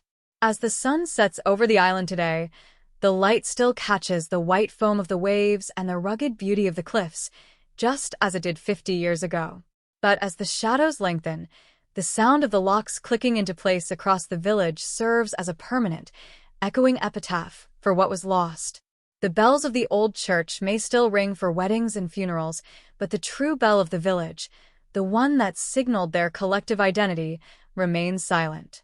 It is a silence born of knowledge, a silence that speaks of the day the islanders learned that the most dangerous strangers are the ones who are not strangers at all. We tell these stories not to linger on the depravity of the act, but to honor the memory of the innocent and to remind ourselves that vigilance is the price of protection. The case of the Silent Bell remains a haunting sentinel in the history of the island, a dark lighthouse warning all who follow that the path of misplaced trust leads only to the deepest of shadows. In the end, the only thing that remains of that summer is the wind, the salt, and the enduring, heartbreaking memory of a little girl who simply wanted to go on an errand and come home to a house that was always, fatally, open. The decades that followed the final gavel strike in that mainland courtroom did not merely pass over the island. They settled into the very grain of its wood and the cracks of its stone cliffs, creating a legacy of inherited caution that defines the community to this very day. As we look back at case number 5 from the vantage point of the 21st century, the story of the child and the cellar has transitioned from a scandalous headline into a foundational myth, a dark cautionary tale that serves as the invisible boundary for everyone born within the sound of those crashing waves. The physical island has inevitably modernized, with the old wooden houses being reinforced by concrete and the once quiet dirt paths now paved for the occasional vehicle, yet the psychological architecture remains frozen in that specific moment of 1980s trauma. The most profound realization for anyone visiting the village today is that the Silent Bell was never truly silenced. It simply changed its frequency, vibrating beneath the surface of every polite interaction and every locked door.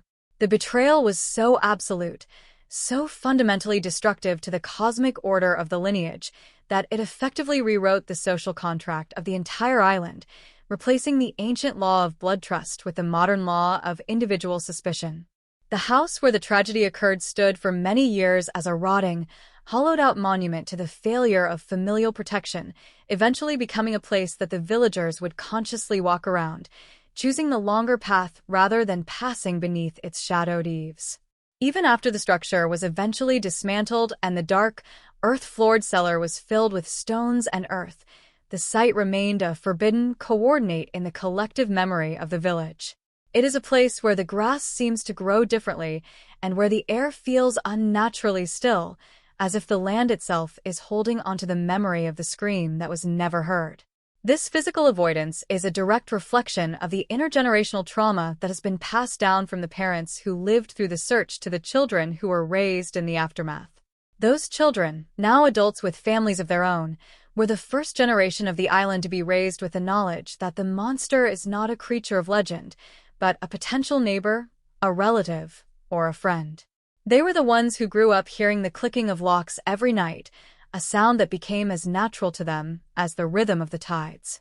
This shift from a village family to a collection of private, defensive units is the most enduring victory of the perpetrator. He did not just kill a child, he killed the very idea of the island as a singular, safe home.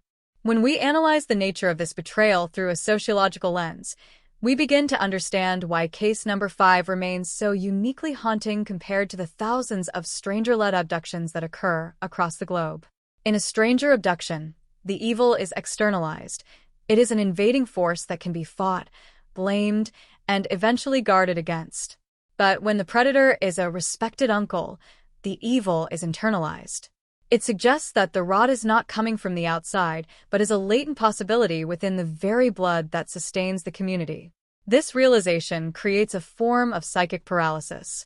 If the man who shared your bread and helped you mend your nets can harbor such monstrous depravities, then the entire concept of knowing someone becomes a dangerous illusion.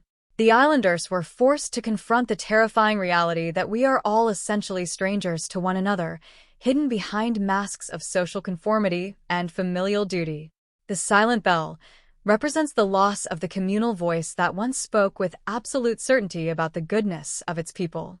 That voice was replaced by a heavy, watchful silence, a silence that asks, who else? And what more is hidden behind the remaining open doors?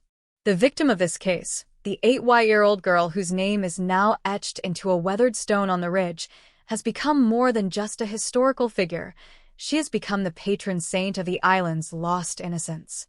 In the quiet reflections of the elders, she is often remembered not as she was in those final, terrifying moments, but as she was on that last afternoon, a vibrant, laughing child pedaling a rusted bicycle through the sunlight, her basket full of wildflowers. This image is cherished because it represents the last moment the village was truly whole. The loss of her potential, the woman she would have become, the children she would have raised, the stories she would have told, is a void that the village can never fill. Every wedding she did not attend, and every harvest she did not help celebrate is a subtle, recurring ache in the heart of the community. The tragedy did not end with her death. It continues with every milestone she missed, a phantom life that runs parallel to the actual history of the island. Her grave on the ridge, overlooked by the gulls and the salt spray, serves as a permanent, silent sentinel, reminding everyone who looks up from the harbor that the price of their forgotten caution was the ultimate one. As the years move further away from the 1980s, there is a natural tendency for a community to want to sanitize its history, to turn the sharp edges of trauma into the smooth stones of legend. There are those on the island today who wish to stop talking about the cellar and the button, who feel that the constant remembrance only serves to keep the wound open. They argue that the village has paid its debt to the past and deserves to live in the light of the present. But for the true crime historian and the seeker of justice, this forgetting is a secondary form of betrayal. To forget the specifics of case number 5 is to allow the predator a posthumous victory, to let the generational silence win after all. The importance of the silent bell lies in its refusal to be ignored. It is a story that demands to be told in all its brutal, unvarnished detail, not because we enjoy the darkness, but because the darkness is where the truth resides. By acknowledging the monster in the cellar, the community actually finds a more honest, resilient form of strength, a strength built on reality rather than the fragile, dangerous illusion of perfect trust. The legacy of case number 5 also serves as a profound critique of the closed nature of traditional societies. While the isolation of the island provided a sense of security and belonging, it also created a perfect environment for a predator to operate with impunity. The very same walls that kept the world out also kept the secrets in. The generational silence that the investigators encountered was not a product of malice, but a product of a culture that prioritized the survival of the collective over the justice of the individual. This case forced the island to open itself up, to accept the intervention of the mainland's laws, and to recognize that some traditions are actually cages. The modern island is a more transparent place, more connected to the outside world, and more willing to speak the unspoken. This transparency is the only true antidote to the kind of evil that flourished in that dark cellar. It is a hard-won lesson, paid for with the life of a child and the peace of a generation, but it is a lesson that has undoubtedly saved others from a similar fate. In the final assessment of this long and agonizing narrative, we must return to the central theme of trust. Human society is built on the assumption that we can accurately predict the behavior of those closest to us. We trust our parents to protect us, our neighbors to watch our homes, and our relatives to honor our blood. Case number 5 is a terrifying reminder that this trust is a leap of faith, not a mathematical certainty. The perpetrator was a man who had mastered the language of trust, who used the very symbols of familial love to lure his prey to her destruction. He proved that the most effective camouflage for a monster is a kind face and a shared history. This realization is the most difficult part of the story to process, as it challenges our own sense of security in our daily lives. We look at our own open doors and our own trusted uncles, and we wonder if we truly know what lies beneath the surface. The The silent bell is a reminder to keep our eyes open, even when we are in the places we call home. As we conclude this deep dive into one of the most haunting cases in the history of the island, we are left with a final, lingering image of the landscape itself. The tides continue to rise and fall, the salt wind continues to scour the wooden porches, and the sun still bakes the dirt paths into hardened clay. The natural world remains indifferent to the human dramas that unfold within it. But the village is different. The people are different. They carry the silent bell, within them a quiet, steady hum of awareness that defines their character. They are a people who know the value of a lock, the weight of a secret, and the precious, fragile nature of a child's laughter. They have learned that justice is not a cure for grief, but a necessary acknowledgement of it. The case of the child and the relative is a dark thread in the tapestry of their lives, but it is a thread that has made the rest of the fabric stronger, more honest, and more vigilant. The story ends here, but the echoes of the silent bell will continue to ring as long as there is an island in that dark sea, and as long as there are people who remember the girl with the wildflowers. We leave the ridge now, walking down the steep stone steps toward the harbor, passing the houses with their firmly closed doors and their glowing windows. The island is at peace, but it is a peace that has been earned through fire and sorrow. We look back one last time at the cemetery on the ridge, a small, solitary marker against the vast, darkening sky. The child is at rest, the monster is gone, and the village remains, a silent, watchful sentinel in the middle of an unforgiving ocean. The lesson of case number 5 is not one of despair, but one of profound, realistic empathy. It reminds us to cherish the light because we know exactly how deep the shadows can be, and to protect the innocent because we have seen what happens when we look away. The bell is silent, but its message is louder than ever, a permanent vibration in the heart of every home that understands the true cost of an open door. The passage of time is often described as a great healer, a slow-moving tide that eventually smooths the jagged edges of even the most horrific traumas. But for the people of this remote coastal village, the clock did not move with such benevolent intent. As we stand in the year 2026, nearly half a century removed from the suffocating summer of the 1970s, when case number 5 first shattered the island's sanctuary, the physical landscape has undergone the inevitable transformations of the modern era. The ferry that once struggled against the churning gray waves is now a sleek, high-speed vessel that brings curious day-trippers and weekend tourists to the harbor, people who see only the picturesque beauty of the weathered stone walls and the dramatic, spray-misted cliffs.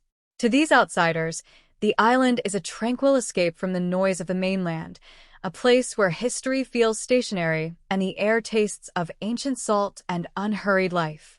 They walk the same paved paths and narrow dirt trails that the 8-year-old girl once navigated on her rusted metal bicycle, unaware that the very ground beneath their feet is saturated with a memory so dark and so profound that it continues to dictate the behavior of every permanent resident.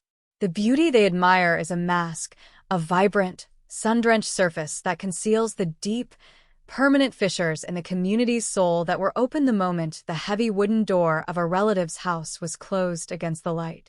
The perpetrator of this unspeakable betrayal eventually became a ghost in the collective consciousness of the village, his physical presence removed to a cold, distant cell on the mainland where the salt air could no longer reach him.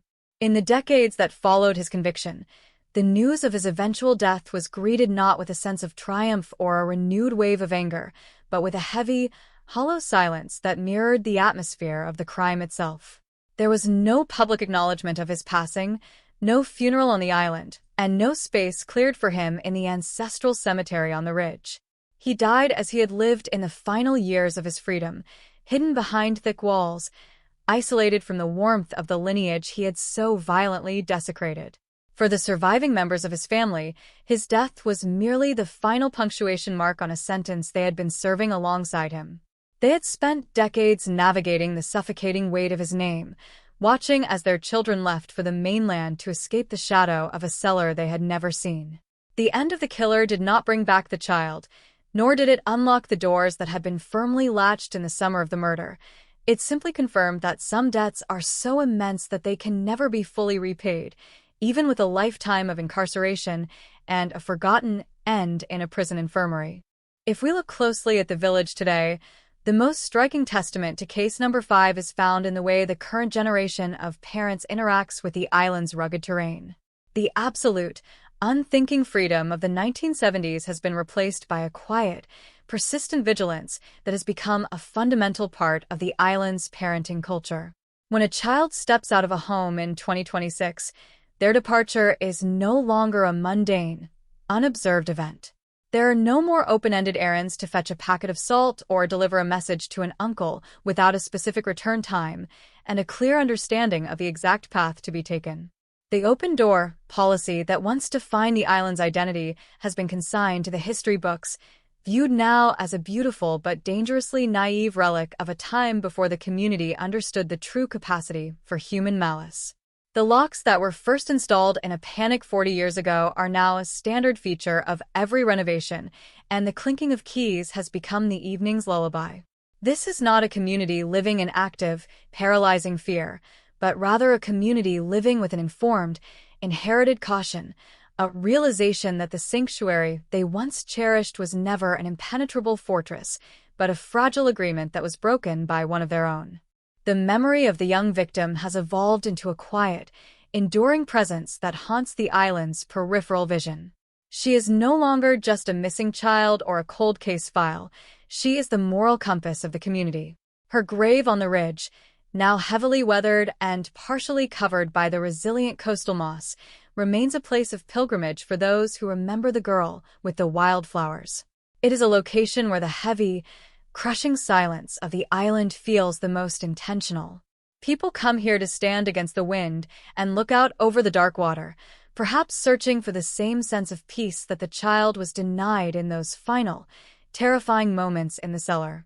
The flowers that are left on the headstone today are echoes of the wilted blossoms found in the bicycle basket all those years ago, a recurring, heartbreaking symbol of a beauty that was taken before it could fully bloom.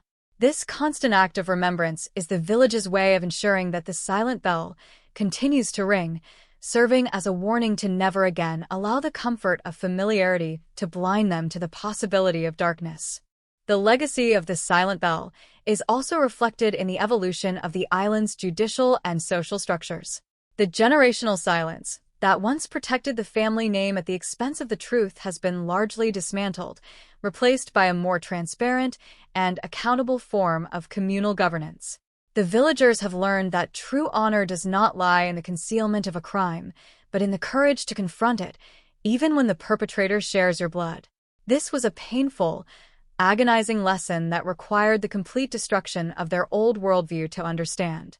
The islanders of today are more connected to the world beyond their shores, more aware of the complexities of human psychology, and more willing to speak the unspoken.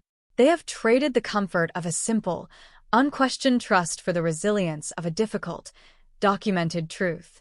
They understand now that a community is not defined by the absence of monsters, but by the way it responds when a monster is revealed in its midst. As we conclude this final reflection on case number 5, we must return to the image of the bicycle leaning against the grassy verge, the flowers in the basket slowly withering under the summer sun. That single, frozen moment represents the exact point where the island's history diverged from a path of innocence to a path of knowledge. We tell this story not to sensationalize the violence or to linger on the depravity of the relative who turned predator, but to honor the child who is lost in the shadows. We tell it to remind ourselves that the most profound tragedies are often those that occur in the places we feel the safest and at the hands of those we trust the most. The silent bell is the sound of a community waking up to the reality of its own vulnerability, a sound that has never stopped echoing across the salt-crusted wooden porches and the steep stone cliffs. It is a reminder that while we cannot change the past, we can allow it to inform a future where no child has to face the darkness alone, and where no door is ever so open that it allows a monster to hide in the light. The final silence of the island in the evening of 2026 is different from the silence of the 1970s. The old silence was one of complacency, a belief that the ocean would keep the world's evils at bay. The modern silence is one of awareness, a quiet, collective understanding of the cost of their history. As the sun dips below the horizon and the first lamps flicker to life in the windows of the village, the island looks as peaceful as it ever did. The waves still crash against the base of the ridge, the gulls still cry out in the fading light, and the wind still carries the scent of salt and ancient wood. But behind those windows, the doors are locked. The keys are turned. The children are home. The village has found a way to live with the weight of case number 5, turning a devastating trauma into a permanent, watchful strength. The girl with the wildflowers may be gone, but her story has become the bedrock of the community, a dark and beautiful reminder that the light only has meaning because we know how deep the shadows can be. As the narrator of this journey into the heart of the Silent Bell case, I am struck by the enduring power of a single object, that small, decorative button found in the crevices of a bedroom floor. It was such a tiny, insignificant fragment of a life, yet it held the weight of an entire world's justice. It reminds us that no matter how carefully a crime is hidden, and no matter how deep the cellar or how heavy the floorboards, the truth has a way of leaving a trail. The perpetrator thought he could silence the child and bury the evidence beneath his feet, but he forgot that the things we leave behind are often louder than the things we say. The button was the girl's final gift to the village, a silent, unshakable witness that ensured her story would be told and her killer would be named. It is the ultimate irony of the case that the man who tried to silence a bell ended up creating a sound that would ring for 50 years and beyond. We leave the island now, the high-speed ferry pulling away from the stone harbor and heading back toward the lights of the mainland. Looking back, the village looks small and fragile against the vastness of the dark sea, a cluster of flickering lights clinging to the edge of the world. It is a place of profound beauty and unspeakable sorrow, a place that has learned the hardest lessons a human community can learn. As the distance grows and the island fades into the mist, the sound of the ocean remains, a steady, indifferent heartbeat that has witnessed everything: the laughter on the bicycles, the closing of the doors, and the recovery in the cellar. The story of case number 5 is over. The legal records are closed, and the survivors have done their best to find peace. But the silent bell remains, a permanent vibration in the salt air, reminding us all that in the end, the only thing more powerful than the betrayal of blood is the persistence of the truth. We go forward with our eyes open, carrying the memory of the girl and the island with us, a quiet sentinel against the shadows that wait behind the doors we leave unlocked. The formal closure of case number 5, marked by the final click of the prison gates on the mainland and the slow, inevitable erosion of the child's headstone on the island ridge, does not represent the true end of this narrative. In the world of high-fidelity true crime, we often speak of a case being closed when a verdict is rendered and a sentence is served, but for the inhabitants of a secluded community, the closure is a bureaucratic illusion that fails to account for the persistent, invisible radiation of a traumatic event. As we look at the island in the year 2026, the story has entered a phase of eternal resonance, a period where the facts of the murder have merged with the very identity of the landscape. The question that lingers, long after the perpetrator has passed away and the parents have retreated into the ultimate silence of their own old age, is how a community survives the total desecration of its most sacred value. To understand this, we must perform a final, psychological autopsy on the silent bell itself, the concept of absolute communal trust that was not just broken, but hollowed out and turned into a weapon. This was a crime that required the perfect alignment of geographical isolation, cultural rigidity, and a specific forensic blind spot that existed during the late 1970s and early 80s. The forensic blind spot of that era is a crucial element that often goes overlooked in modern retrospectives. In our current age of rapid DNA sequencing and digital surveillance, it is nearly impossible to conceive of the sheer level of privacy and anonymity that a perpetrator could maintain within their own domestic space 40 or 50 years ago. During the investigation into case number 5, the local authorities were working in a pre-technological vacuum where the word of a respected man carried more weight than the presence of suspicious circumstances. The lack of trace evidence analysis meant that the perpetrator's home was not seen as a potential crime scene, but as an extension of the family's sanctuary.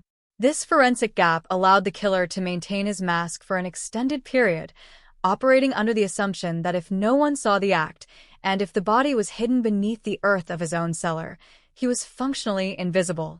The single decorative button that eventually brought him down was a miracle of timing and a failure of his own arrogance. It was a tiny piece of plastic that bypassed the forensic limitations of the time, providing an objective, physical link that no amount of family loyalty or social standing could explain away. It was the one piece of the child's world that he could not silence, a silent witness that waited in the cracks of the floorboards until the world was ready to see it. This leads us to the terrifying psychology of the perpetrator as a functioning member of the community. In many true crime stories, we are conditioned to look for the outsider, the drifter, the loner, the man who exists on the fringes of society. But the horror of case number 5 is that the monster was a pillar of the village. He was a man who understood the rhythms of the sea, who participated in the local festivals, and who very likely believed himself to be a good man, right up until the moment he invited the child into his home. This duality is perhaps the most disturbing aspect of the case. It suggests that the capacity for monstrous violence is not a separate, external entity, but a potential hidden within the structures of normal life. He did not need to hunt his prey. He simply had to wait for the natural, unthinking trust of the lineage to deliver her to his door. His deception was not a performance he put on after the crime, but a fundamental part of his identity.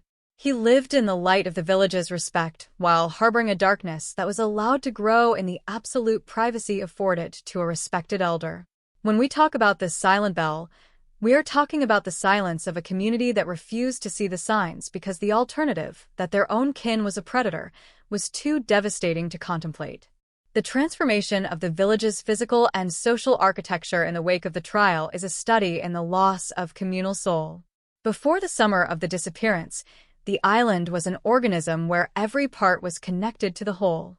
The open doors were the valves of this organism, allowing for a constant, healthy flow of people, information, and trust. After the discovery in the cellar, those valves were permanently shut. The modern island, while still geographically unified, is socially fragmented. The villagers moved from a state of collective responsibility to a state of individual defense. This shift changed the very nature of what it means to live in a small town. The intimacy that once provided safety now feels like a vulnerability. Every new person who moves to the island, and every child born into the community, is now indoctrinated into a culture of guardedness. They are taught that the uncle is a role, not a guarantee of safety. This hardened realism is the permanent scar on the village's history. They have survived, and they have prospered in a modern sense, but the warmth that once defined them has been replaced by a professional, distant civility. They have traded their innocence for a security that is measured in deadbolts and surveillance cameras. The psychological toll on the parents and the immediate family members of the victim created a secondary tragedy that played out over decades. In a large city, a grieving family can find a measure of anonymity, a way to rebuild their lives away from the site of their trauma. But on the island, they were trapped in a geographical loop. Every day, they were forced to see the horizon where the search began and the roofline of the house where it ended. This constant exposure to the geography of grief meant that their trauma was never allowed to scab over. It remained a raw, weeping wound. The village's desire to move on and forget the shame of case number 5 often put them at odds with the parents' need to remember and seek justice. This tension created a silent war within the community, a struggle between the honesty of the victim and the convenience of the collective. The parents became the keepers of the silent bell, the ones who refused to let the sound of the tragedy fade into the background noise of island life. Their endurance is a testament to the power of a parent's love, but it is also a heartbreaking reminder of the isolation that comes when your tragedy becomes a source of communal embarrassment. As we stand in May 2026, the case is a haunting reminder of the transition between the old world and the new. It represents the moment the island was forced to join the rest of humanity in its understanding of the dark potential of the human heart. The story of the Silent Bell is a bridge between a time when we believed in the absolute safety of the home and a time when we realized that the home is where the most dangerous secrets are kept. The island has become a metaphor for the human condition, a beautiful, rugged place that is constantly battered by the elements, trying to maintain its integrity while knowing that the greatest threat comes from within. The button remains the most powerful symbol of this narrative, a small, man-made object that stood against the vast, indifferent power of the ocean and the crushing weight of family silence. It is a reminder that the truth is often found in the smallest details and that justice, while slow and often incomplete, is the only thing that allows a community to breathe again after it has been suffocated by a secret. In concluding the series on case number 5, we must look one last time at the ridge where the girl is buried. The light of the setting sun hits the stone, casting a long shadow that stretches down toward the village. In that shadow lies the history of the island, the laughter, the search, the trial, and the long, quiet aftermath. We leave the story with a sense of profound empathy for the girl who never got to grow old and for the village that had to learn how to live in the dark. The silent bell is no longer a sound of alarm. It is a sound of remembrance. It rings in the careful way a mother watches her child on the beach, in the way a neighbor pauses before knocking on a door, and in the way the elders look at the sea with a mixture of respect and weary knowledge. The case is closed, the perpetrator is gone, and the world has moved on, but on this small, salt-crusted island, the memory of the silent bell remains as permanent and as unyielding as the stone cliffs themselves. The narrative of true crime is often criticized for focusing on the darkness, but the story of the island shows us that by examining the shadows, we can better appreciate the light. The villagers of 2026 are a more resilient, honest, and watchful people because they looked into the cellar and did not turn away. They found the strength to dismantle their own myths to achieve a difficult truth. This is the ultimate legacy of the case, a community that chose the pain of justice over the comfort of a lie. As we turn away from the island and head back to our own lives, we carry that lesson with us. We remember the button, the wildflowers, and the locked doors. We remember that the most important bells are the ones we ring for the people who can no longer speak for themselves. The island continues its journey through the fog of the northern sea, a silent sentinel in a world that is forever changed by the knowledge of what happened behind an open door on a sun-drenched afternoon in the summer of the silent bell. The finality of the story is found not in the verdict, but in the enduring silence of the village at night. It is a peaceful silence, but it is a silence that has been earned through the fire of betrayal and the long, cold walk toward justice. We leave the girl on her ridge, overlooking the waters she loved, a permanent part of the island's story. She is no longer a victim. She is the conscience of the village, the one who ensured that the doors would never be so open that a monster could hide in the light. Her story is a testament to the fact that even in the most isolated reaches of the world, and even in the face of the most absolute familial betrayal, the truth cannot be buried. It will always find a way to the surface, a tiny, decorative button waiting in the dark to ring the bell of justice one final, echoing time. The case of the silent bell is over, but its message is eternal. We are our brother's keepers, but we must also be the guardians of our own thresholds, ensuring that the light of the home is never used to conceal the darkness of the heart. There is a finality to the salt air that travelers often fail to notice when they first step onto the weathered docks of the island today, in the year 2026. It is an air that carries the weight of centuries, a heavy, invisible blanket that has absorbed the laughter of generations and the silent screams of those whose stories were nearly lost to the shadows. As we reach the conclusion of this investigation into case number 5, the story of the silent bell, we are forced to look beyond the cold facts of the criminal record and into the deep, dark heart of what it means to belong to a community. The 1970s and 1980s on this remote outcrop of stone and scrub were not merely a different time. They were a different reality, an era where the concept of the home was an expansive, communal sanctuary that stretched from the harbor to the cliffs.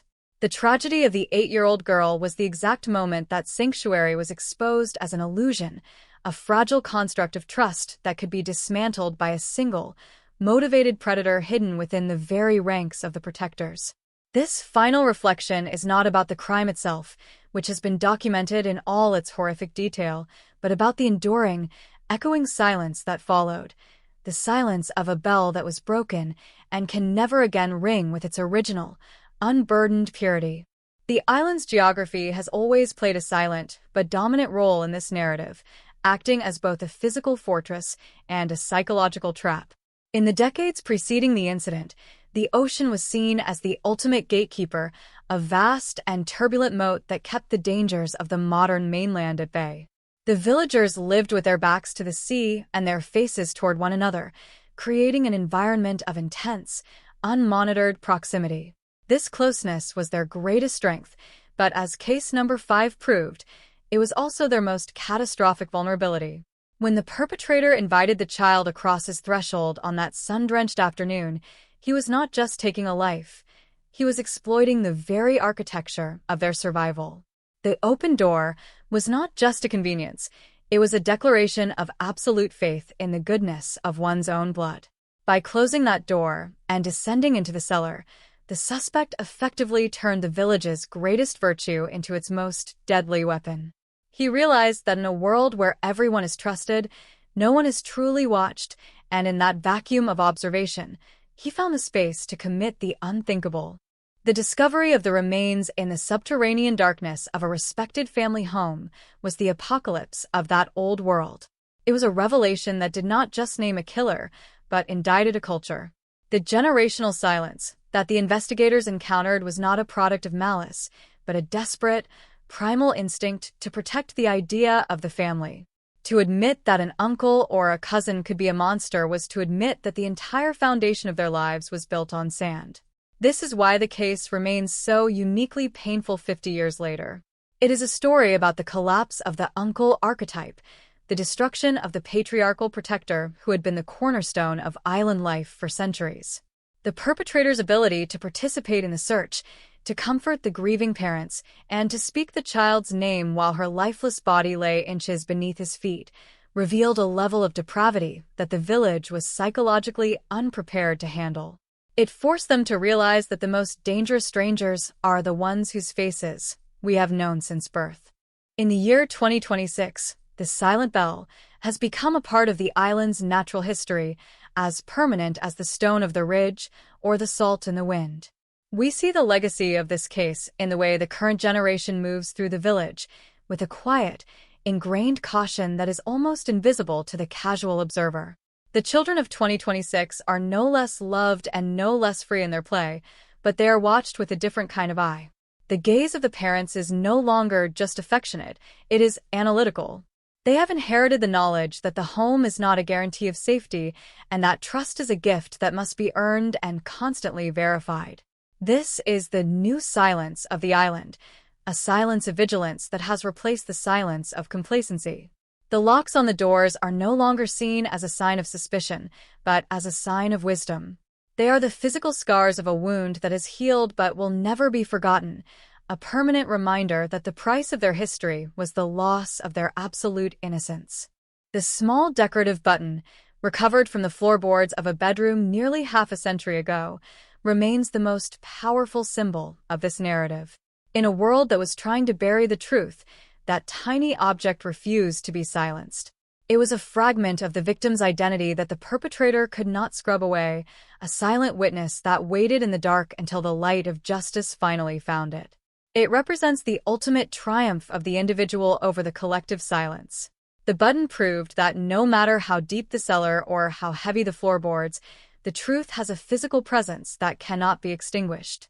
It is the anchor of the silent bell, the weight that ensures the story will always be anchored to the reality of what happened to that 8-year-old girl. Whenever the wind howls against the cliffs of the island today, one can almost hear the faint, metallic ring of that button hitting the floor, a sound that signaled the end of a lie and the beginning of a long, painful walk toward the truth. As we look toward the future of the island, we must acknowledge the immense resilience of the community that survived this trauma. They did not abandon their home, and they did not allow the crime to define their entire existence. Instead, they performed a slow, agonizing surgery on themselves, cutting out the rot of the old ways to make room for a more honest and transparent future. The village of 2026 is a stronger place because it faced its monster and named him. They found a way to honor the victim without becoming prisoners of their own grief. The girl on the ridge is not a ghost to them. She is a guardian. Her story is told to each new generation not to frighten them, but to empower them. She is the reason they watch the horizons, and she is the reason they value the truth above the family name. The silent bell is her legacy, a permanent vibration in the air that keeps the village awake and aware. The ocean continues its relentless assault on the island's shores, an indifferent witness to the human tragedies that play out in the houses above. The waves that crashed on the day of the disappearance are the same waves that crash today, carrying the same salt and the same cold. But the people who listen to those waves have changed. They have moved from a state of blind trust to a state of enlightened protection. They have learned that a community is not a fortress built of stone and blood, but a fragile agreement built of honesty and accountability. The case of the Silent Bell is a reminder that we are all islanders in our own way, living in small circles of familiarity and trust. We all have our open doors and our trusted relatives, and we all face the same terrifying possibility that the darkness can find a way in.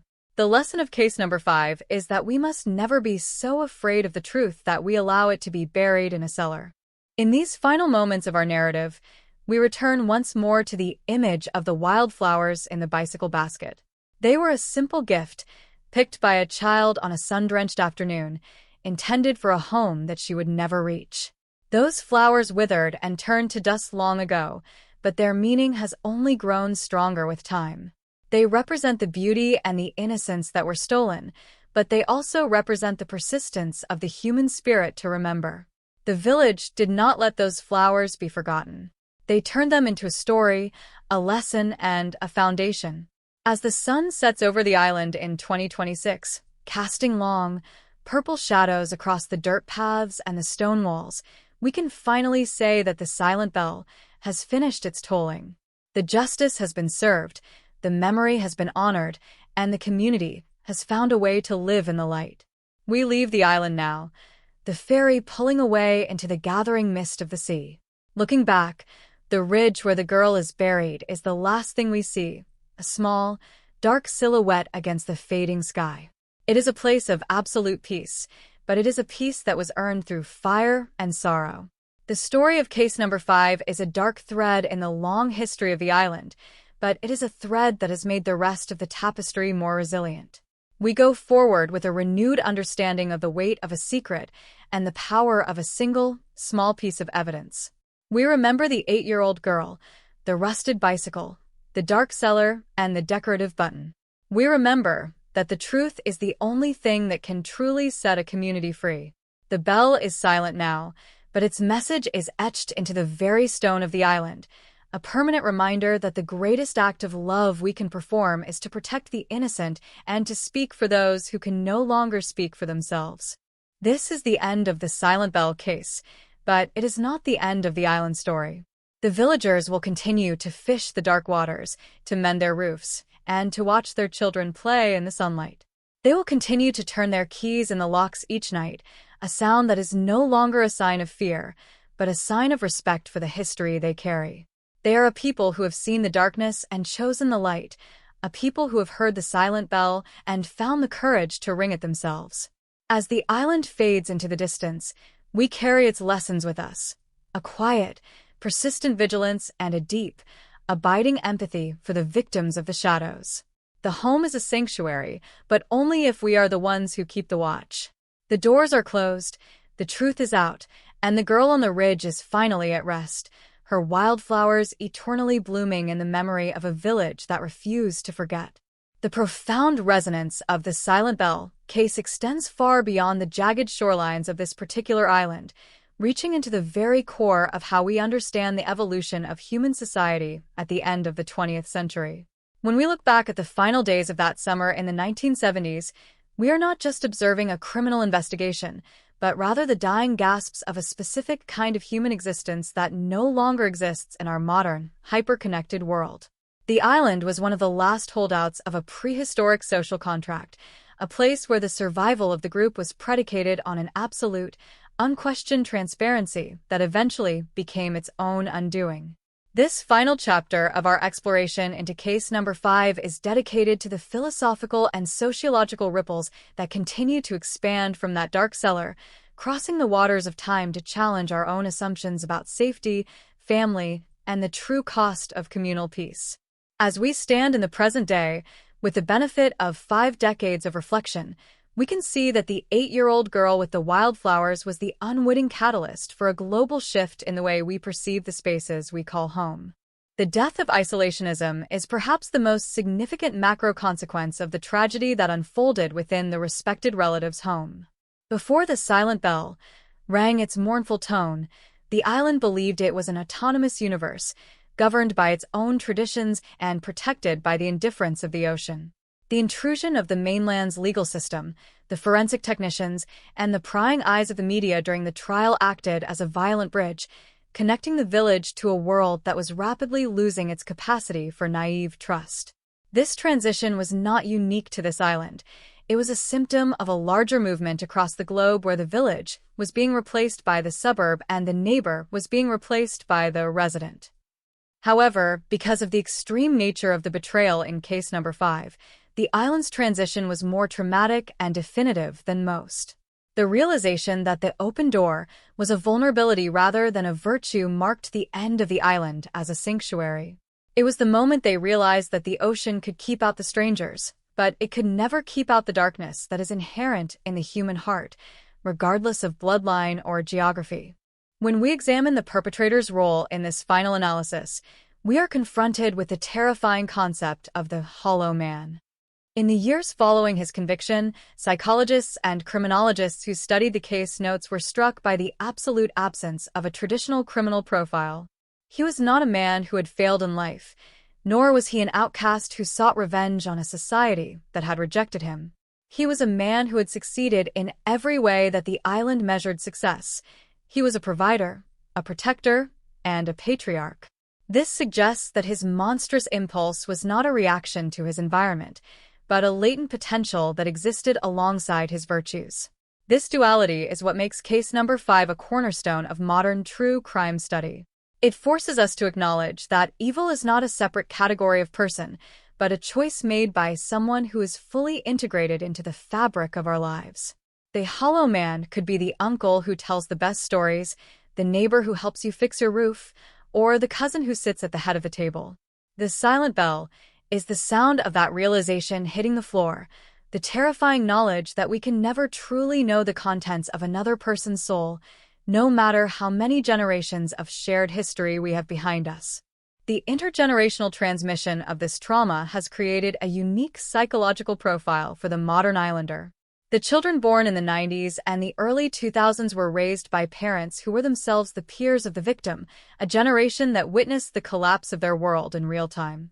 This has resulted in a culture of protective silence, where the details of the crime are rarely discussed openly, yet the lessons of the crime are reinforced through every locked door and every supervised walk to the harbor. The trauma has become a part of the island's DNA, an inherited caution that serves as a silent guardian for every new life.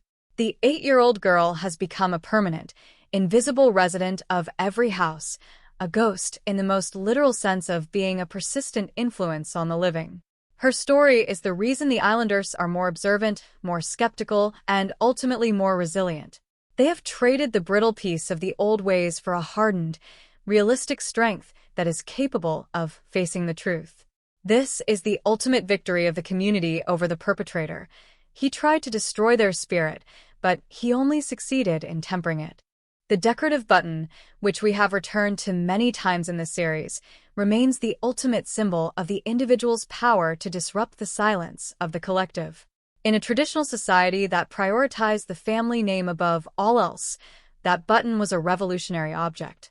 It was a physical fact that refused to be subordinated to the needs of the lineage. It represented the voice of the victim, a voice that was stronger than the perpetrator's denial and more persistent than the village's desire to forget. In our modern era of high-tech forensics, we often lose sight of the power of the singular, mundane object to change the course of history. The button is a reminder that justice is often found in the smallest, most overlooked corners of our lives. It is the silent bell in physical form, a tiny object that, when struck by the light of the truth, rings with a clarity that can shatter even the most heavily fortified walls of secrecy. It stands as a monument to the girl's presence in that room, a permanent record of a struggle that was meant to be buried forever. As we bring this podcast series to a close, we must reflect on our own role as consumers of this narrative. Why are we drawn to the dark cellar and the rusted bicycle? Why does the story of case number 5 continue to resonate with us, thousands of miles and many decades away from that island? It is because we are all searching for the same thing the villagers were searching for in the summer of the disappearance, a sense of certainty in an uncertain world. We look at the silent bell as a way to calibrate our own sense of danger, to understand the boundaries of trust, and to honor the memory of those who are lost in the shadows of the home.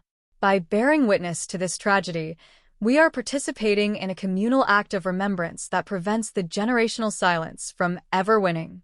We are ensuring that the girl with the wildflowers is not just a victim, but a teacher, a sentinel who reminds us to watch over the innocent and to never be afraid to look behind the closed doors of our own lives. The final image of the island, as seen through the lens of 2026, is one of quiet, dignified endurance. The ocean still crashes against the cliffs, the salt still scours the wooden porches, and the gulls still cry out in the fading light. The island has not moved, but it has changed. It is no longer a world apart, but a part of the world, a place that has known the worst of human nature and found the strength to keep going. The gravesite on the ridge remains the highest point of the village's conscience, a small, weathered stone that overlooks everything. It is the first thing the sun hits in the morning and the last thing it touches in the evening. It is the anchor of the silent bell, the point from which all the lessons of the past 50 years radiate. The girl is at rest, but her story is alive, a permanent vibration in the salt air that keeps the village awake and aware. We leave the island now, the ferry moving steadily away toward the mainland. The lights of the harbor grow smaller and smaller until they are just pinpricks against the dark velvet of the sea. The island is becoming a memory again, a story that we will carry with us back into our own lives. We return to our own homes, to our own families, and to our own open doors. But as we reach for the handle, we might pause for a second, listening for the faint, distant ring of a bell. We might check the lock one more time, not out of fear, but out of a new, profound respect for the fragility of the peace we enjoy. We carry the memory of case number 5 as a weight and a gift, a weight because of the sorrow it contains, and a gift because of the truth it revealed. The silent bell has finished its tolling for now, but its message is eternal. The truth will always find its way out of the cellar, and the memory of the innocent will always find its way to the ridge. The podcast ends, the narrative is complete, and the records are stored away, but the island continues its journey through the mist. The people there will wake up tomorrow, they will cast their nets into the sea, and they will watch their children play in the sunlight. They are a people who have survived the end of their world and built a new one on the foundations of the truth. They are the guardians of the silent bell, and they are the reason that the story of the girl with the wildflowers will never truly be forgotten. We bid farewell to the island, to the cliffs, and to the memory of case number 5, knowing that we are all a little more vigilant, a little more empathetic, and a little more aware of the power of an open door. The silence of the island is no longer a void. It is a full and meaningful quiet, the silence of a community that has found its voice and its justice in the heart of the storm. In the final reckoning, case number 5 is a story of hope, the hope that even in the face of the most absolute betrayal, the light of the truth can never be fully extinguished. It is the hope that a community can face its own darkness and emerge stronger for it. And it is the hope that as long as we tell these stories, the victims of the past will continue to protect the children of the future. The silent bell is a warning, a tribute, and a promise. It is the sound of a world that has learned the hardest of lessons, and it is the sound of a peace that is finally, truthfully, and permanently earned. As the last light fades from the island ridge, we leave the girl to her ocean and her wildflowers, carrying her story forward as a light against the shadows that wait in the corners of every home. The case is closed, the bell is silent, and the truth remains, as enduring as the stone and as constant as the tide. This has been the story of the Silent Bell, a journey into the heart of an island that refused to let the darkness win.